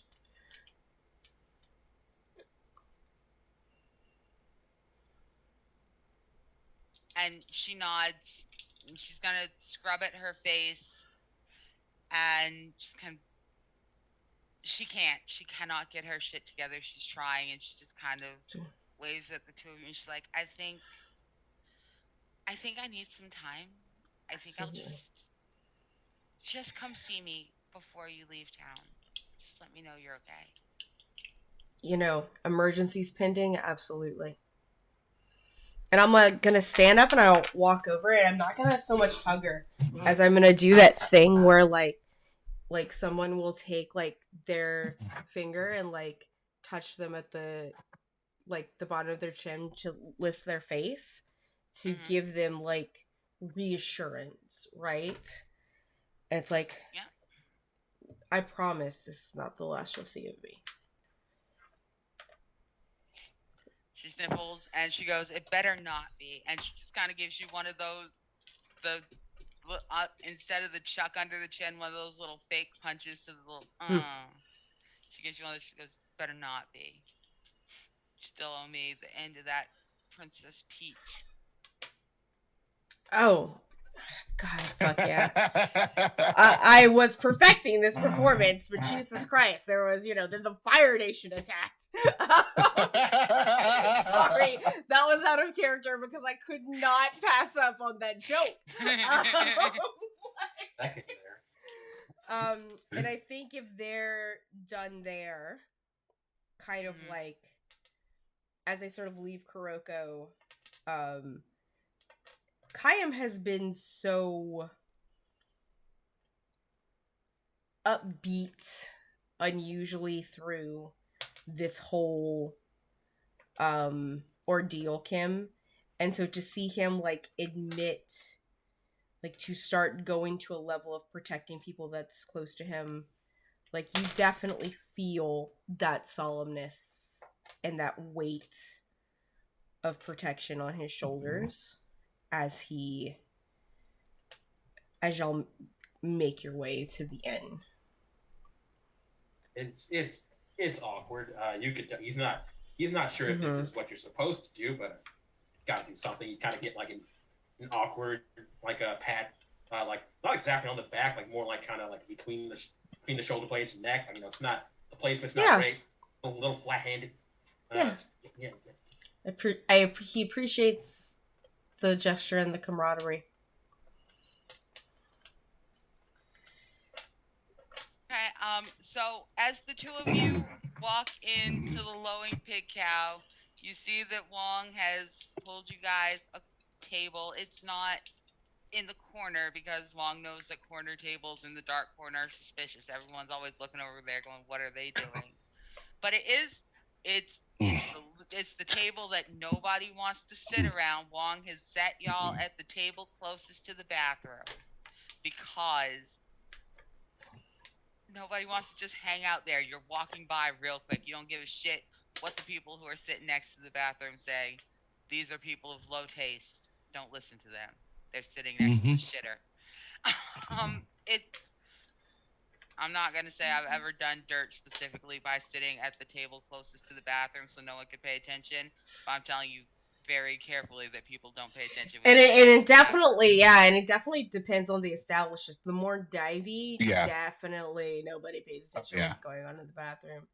Because in the nicer places, barbecues meat. Yeah. Oh yeah. Oh God, no. Oh yeah, terrible no, that spot. That bathroom gets dominated sometimes. Absolutely. There is a brief just clear classist disgust before like he masters himself and goes along here.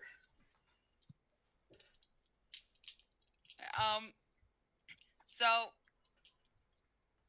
while the three of you are sitting there, do you guys want to order some drinks or do anything real quick before we go check in with Lil Fong? I'm assuming like there's already like a huge bottle of hot fucking sake in the fucking. I definitely ordered hot sake for me. Oh man, and probably a couple cups for the other two. Wong, my hero, you were just marry me as I start pouring. I will not marry you. But I will pay. Excellent. I understand. I'll ask you again in a week. The answer is still no. Fair. I understand our relationship was a sham, but I am a little bit offended. I just look at you like, who the fuck is this? Like giving you this what the fuck look as you say that. I'm just really fucking confused.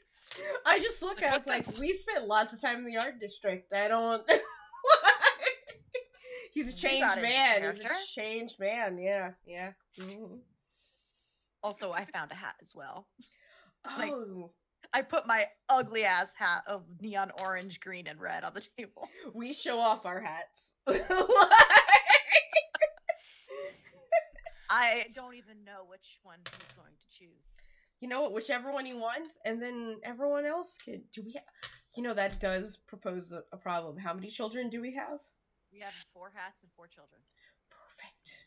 Because the baby's head is too small for any of these hats. The other 3 will be able to get into them. Perfect. Baby. Baby needs a baby-sized hat. Everyone gets a hat. We have done a great. I just like fist bump my friends. All right, we're missing someone. I'm gonna go to the shitter. I'll be right back. As he It pans over to Lo Fong. So let's go check in on the person they're missing. Lo Fong, for someone who is so aware of the world, it sure feels like you've been sitting there for a while. Have you been lost in thought? Did time get away from you? What's going on? It's probably been about 2 hours since I sat there, and half the tea is just still sitting in the pot cold. And like he finally like kind of realizes what time it is, and so he leaves some coins on the table for the tea, and he leaves. Just kind of taking another look around the main part of the town square, the government building, all that stuff.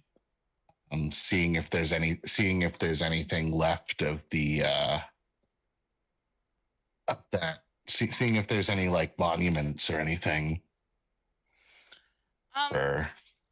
Yeah, actually, so as you are walking out, you take a different path out of this district than you did in. It's just second nature at this point. Mm-hmm. You know, don't use the same exit as you do entrance unless you have to, blah, blah, blah. You know what you're doing. You two break it up. Sorry, cat and dog decide to wrestle. So as you're walking out, you do see that there is a beautiful little shrine. Like you would think that it would be bigger or more ornate.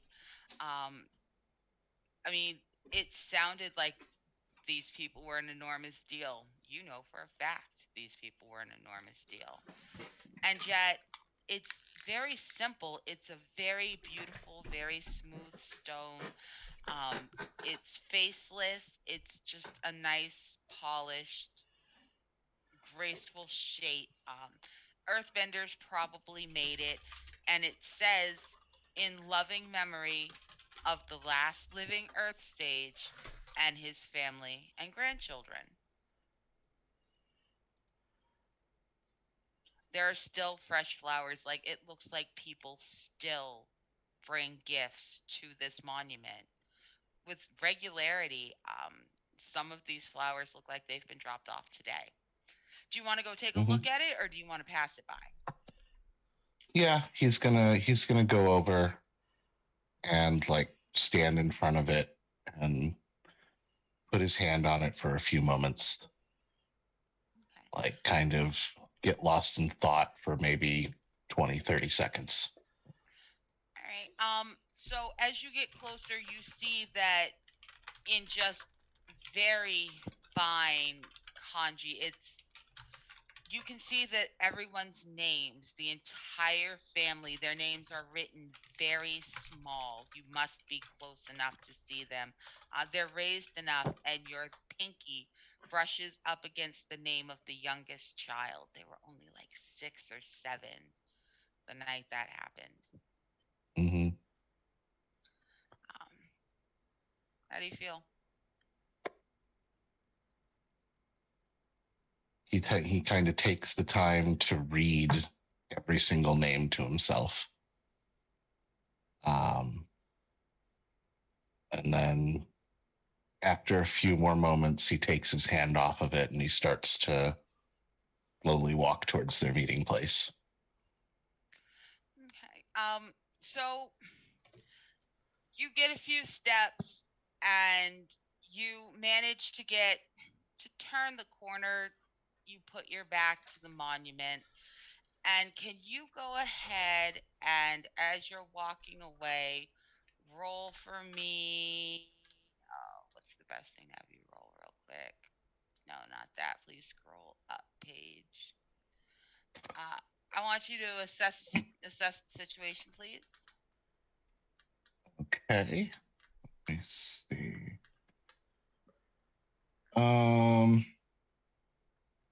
Yep. All right. That's the situation. That is a roll with creativity.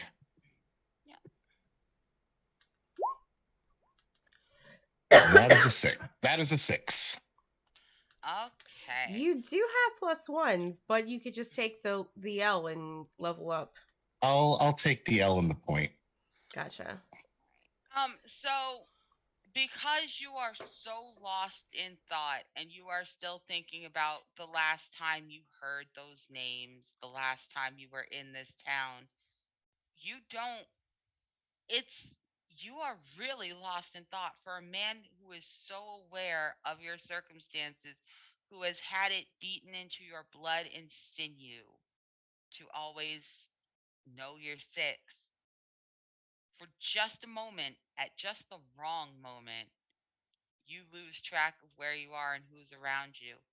And that's really all it takes. Somebody hits you in the back of the head, Lofong, and you go down hard. Oh, fuck. All right, so let's go back to the tavern. Lofong's unconscious in the street. Don't worry about him. He'll be fine. I'm sure happens all the time to him. So what y'all doing at the tavern? How y'all liking your seat by the shitter? I mean, I went into the shitter and it was fine. And come back, like, listen, riding on an air bison for that long and then suddenly having like hydration through sake, and we had a lot of vegetables and a lot of roughage. Like, come back and it's like still kind of our buddy's not back, eh? No. I'm just kind of like looking at the sun, seeing what time roughly it is. This is the right time, right? Yeah. I know we haven't been really on a lot of schedules, but Lo Fong doesn't seem like the type of person to be late. No, he doesn't.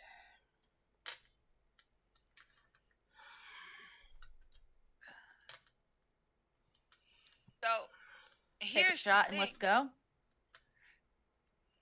Time is getting kind of away from y'all though, because it's getting close to time to do a whole bunch of things. It's getting almost dinner time. It's almost time to go find Uncle Boomy. But that means that it's getting close to time to see the town council. But that also means that you should really find Lo Fong. Gosh, there's a lot of stuff to do.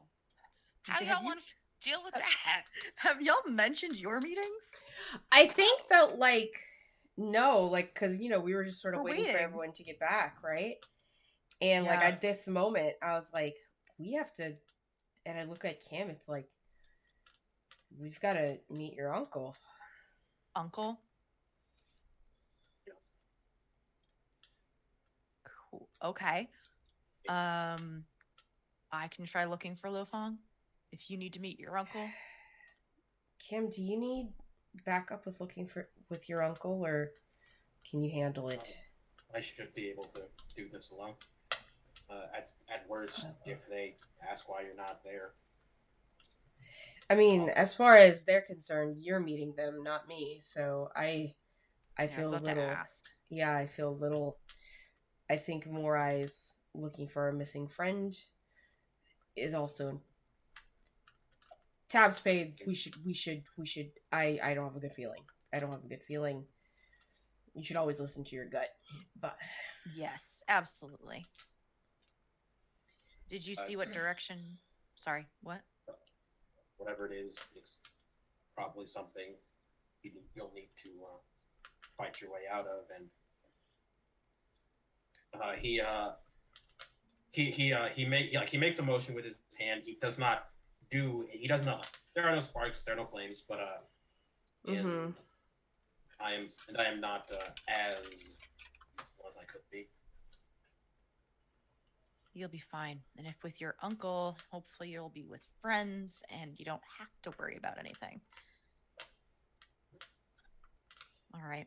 Yep. I will, like, lean forward and I will, like, give a shoulder squeeze to Kim. It's like, you got this. You know what to do. I am. After all, you are. And I, like, lean in so you can at least whisper it. Like, I'm giving it to you. And I'm see if you're gonna take it. Cam just kind of looks at you and then looks around like that was an act, right? Are you? Do we need to talk? What did you do? Well, forget it. I learned that he was a virgin, but it's okay. And I will. It's like, you got this, buddy. You got this. And I like pat him on the back, like really manly like. And I was like, let's go find our missing friend, and we'll meet at the town square. I put a little extra money on the table for the food and the drinks we didn't really eat. All right, let's go. It's okay. We had spicy noodles earlier. I don't know about you, but I did not eat. That's unfortunate. I'll snatch something on the way there. I will give you a peach, a fresh peach, or I will have a peach. Kim looks down like generally question. What did you? We did the whole time. How? All right, let's go. Let's split. Yep. Did you see what direction he went? Yeah, because he left us after you did. So Arnica, did we? So no, actually, Lo Fong just Wong disappeared, and the two of you got excited and went looking for hats, and Lo Fong was just kind of left standing there, lost in his own melancholy. None of you saw what direction he went in. I mean, I'm surprised he didn't come looking for hats with us. That was the thing. Let's go to like the street that we were left at and look for clues. Let's go. Mm-hmm. All right. And so with Mr. Kim heading off to find his great Uncle Boomy, and the two of you heading off to look for clues at the start, let's check back in with Lo Fong one last time before we head into our wrap up. Lo Fong, so you got hit pretty hard, but you are a sturdy, tough dude. As such, you managed to come around fairly quickly. You are tied to a chair. You are tied to a chair in a dark space. It's not particularly noticeable. There are some paintings on the wall, a couple of scrolls on the bookshelf, um, but it just looks like an old, out of use office somewhere. The knots that are holding you are very secure. You can tell just with a couple pulls that someone with skill tied these. Your head hurts. But Yeah. other than that, how you feeling? What's going on? What are you thinking? Probably a little woozy. Test the ropes, figure out that they're not going to budge, so it's no use wasting energy trying to break out of them. So I'm just gonna conserve my energy and just try to get my eyes adjusted to the darkness and see if I can see what's going on here. There's a few suspicions in my head of who this might be, but okay. it could be so many. And you do not see anyone, but you do hear. You can hear someone speaking, and they're through the wall, and they're whispering. You can't tell who they're talking to, but you can hear the other person, the main voice going, "No, Nana, I'm really sure it's him. Nana, I think we finally found him." And on that note, why don't we go ahead and do some wrap up? Oh man. Have some chat for Lo Fong. Nice knowing you. Oh man, the consequences of your actions? What? What? No. Those don't exist. Nah, that's not something that we have to worry about. It's okay. Right, so let's start with our growth and advancement questions, general questions. So, did you learn something challenging, exciting, or complicated about the world today? Absolutely. Like, The personally? Northern Temple was also hit. Mm-hmm. I didn't learn that though. Oh, good point. So it was You just haven't had a you chance. that learned it. Yeah, it was just you. Oof. I learned about the aftermath of a thing that happened. You sure did. As it turns out, people don't believe the Fire Nation would do something like that. Yeah. They don't. But also with Kim learned that the art world is a very horny place. Art gift. Look at all these lessons. Kayam, oddly enough, did not learn anything particularly new. And that's cool. Okay. Did you stop a dangerous threat or solve a community problem today? No. No. All right. And It's did like any? really wanted to ask. I know. Really, if anything, you really kind of brought in a community problem by being like, "So y'all don't know, do you?" And did you guide a companion towards balance or in the session at your center? And did it center? Okay. And did at center. I moved to center, but I also think that maybe with that comfort and support, I might have helped balance Kim out a little bit. Feeling back. Mm-hmm. I'll take that. Mm-hmm. And Wong, did Wong end at center or did the thing shift or did your move shift you away? I'm still not at center. I went Okay. closer, but I'm not at. Yeah. Cool. We're going to steal some more shit next week. We're going to get you back to center. Oh, I have more shit. I don't. That's not my only bad habit. But I like stealing things. I All also right, have trespassing, daredevil stunts, vandalism, and sabotage. Ooh, Oh, we're going to get you to center next week. spicy. Let's go. All right. So why don't we go ahead and do the individual questions from your playbook real quick. Yeah. Let's start with Kayam. Yeah, so with Kayam, it is a matter of real quick. Did you express vulnerability by admitting you were wrong or that you should have listened to someone that you ignored? I could argue that after that conversation, not necessarily a vulnerability of being wrong, but I was definitely vulnerable in the moment. I showed a Fire Nation kid what's important to me. I also admitted it had to do something with my dad. Don't mention my dad often. Yeah. That's valid. I'll take that. All right. That gets me going. All right. Mayor, what about Wong? Tell me about your question. Did I get a friend to join in or approve of one of your bad habits? I'm going to say yes. Someone was approving, Kim Ji-woon was approving of my bad habits. It was Lo Fong. Everyone's approved of my bad habits. Yeah, we're fine with it. It's a living. It's perfectly respected. Yeah. It's hard work.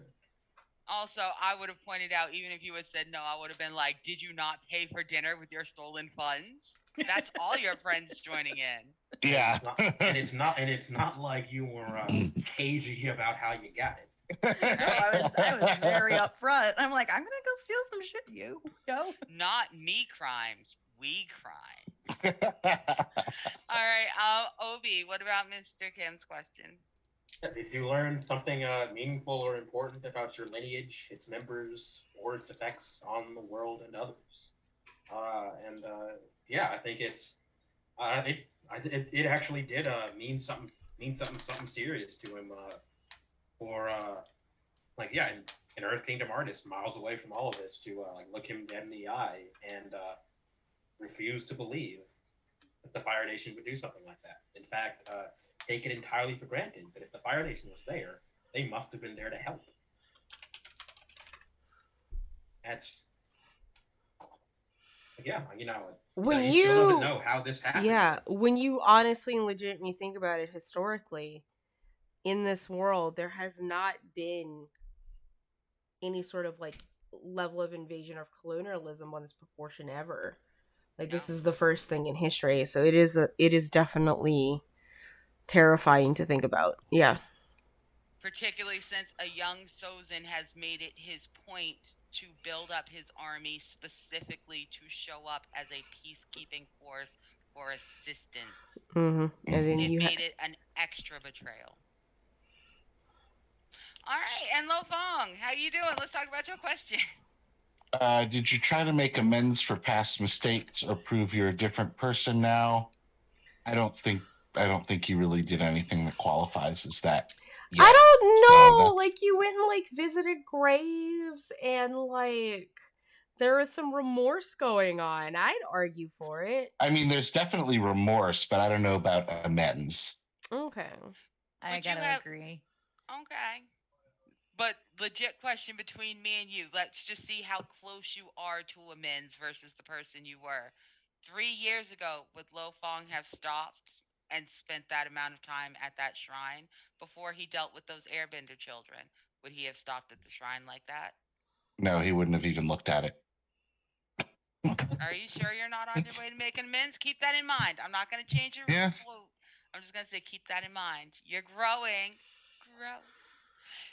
And on that note, let's go ahead and do our outros because we got to get going tonight. Yeah. We can't run late. Yep.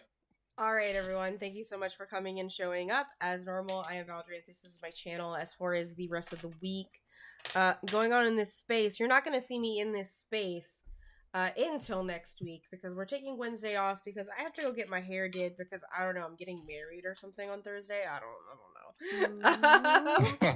Just eloping, it's fine. But normally on Wednesdays we do run a monster. I actually run a Monster of the Week game called Dante's Butte. So you'll see that in 2 weeks, and then we'll be back here, of course, on Friday at the same time.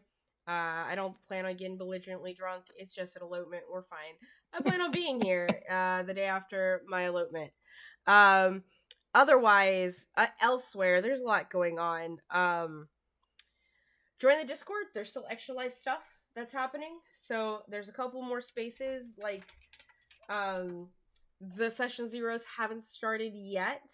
So if you're really jones into getting into a game, there's a few spaces on a couple of days to get into that, especially our morning spaces. And other than that, yeah, that's all that's happening for me on the space and on the channel. Follow me on Twitter, all that good stuff. Everyone else, who was it, Mayor before me? I don't know. Tell us what you're doing in the next 7 days. What's happening? Yeah, I can go. Hi, I'm Mare. You can find me on Twitter, Archmage of Dice. In the next 7 days, tomorrow I'm going to be running the penultimate episode of my Print Weaver Journey game using the Print Weaver system over on Friends Who Roll Dice. That's at 1 p.m. Eastern. And then like a couple hours afterwards at 6 p.m. Eastern on sword_and_key Twitch channel is the season 2 premiere of Horizons Call, a D&D 5e campaign, nautical themed campaign set in the world of Damaris. This used to be previously Eva Sarit's channel. It has been rebranded. Those are the big things. But over on Forward, we are also recruiting for some extra life games. Please go check out the Forward Twitter at Friends Who Roll for our application. So that'll be the Saturday into Sunday. And we're looking for players right now. And also next month, please check out my Magical Kitties Save the World game for Val's Extra Life game marathon. I'm in that one. It's great. It's Magical Kitties versus the No Good Party Paws. And if you want to know who the No Good Party Paws are, you should totally come. Let's go to Obi. Oh, hi. Wow, what? Sorry for a second there. I forgot because today, as I am every Friday, I have been Kim Ji-woon. He said it! But elsewhere on the internet. Can I make another education check? Yes. Jocelyn Dyson, that's Oh, thank God. JOSDISON on Because Twitter. that too is obscene. Lately, you can actually come find me this Sunday right around 4 p.m. Central over at twitch.tv/MamoruK. That's MAMORUK, the letter. Find me doing the back end of a Legend of the Five Rings one shot, where I am an ever so scruffy but ever so lovable Ronin blew into this town, and things a whole lot of odd, unpleasant things are going on all at once, and maybe just maybe we can talk to the lord of the town. I'm sure he'll be able to see reason. Can't. It's weird that he's been hiring all these violent Ronin, but I don't know. Maybe he's just going through something. We'll see. All right. Well, let's see. Normally for me, I'm Casey. You can find me at my Instagram and Twitter and my website. Normally on Saturday nights, I am on twitch.tv/clockwork_productions for the game social deduction game Blood on the Clock Tower. But this week, I will not be there. And instead, on tomorrow night and Sunday afternoon, if you live near Columbia, Tennessee, you can hear me in the pit of the musical Little Women at Columbia State University. Let's see, what else am I doing? Otherwise, this stream will be on next week, but I won't be here because I will be performing at Moonshine Flats in San Diego that night. So yeah, I will see all of you in 2 weeks. Maybe. If Lo Fong doesn't die, who knows? Don't you maybe me? You better bring your ass back to San Diego, play this game, do your Kickstarter. Somebody make your Kickstarter show up instead. The other thing is that my band is trying to record a live album in January of next year. And so we've launched a Kickstarter crowdfunding thing to try to raise some money for that. It's in the link for me from Nightbot, so you can check it out. And we got some cool stuff, and we're trying to, put some new music out there. So go check it out. Awesome. That is so exciting. And I have been Arnica. I've been your storyteller. You can find me on Twitter and Twitch at ArnicaXRoss. I still have space for 2 more players in my SCP game for Extra Life, November 6th, 11 a.m. here on Val's channel. We will be having a totally normal day at Site 207. Surely nothing can go wrong in Maine, where even in real life it's anomalous as fuck. You can also, Dark Rights, the show that I was in on Girls Run These Worlds, has ended. But the good news is that my show that I'm running, which is going to be even weirder and more horrific than I occasionally let this one get, our terrible, horrible, no good, very bad road trip to save the universe, begins October 24th at, you think I would know this by now, 7:30 p.m. We'll be running for 3 Mondays, and then we'll be back in January for the rest of the season. It'll be super exciting.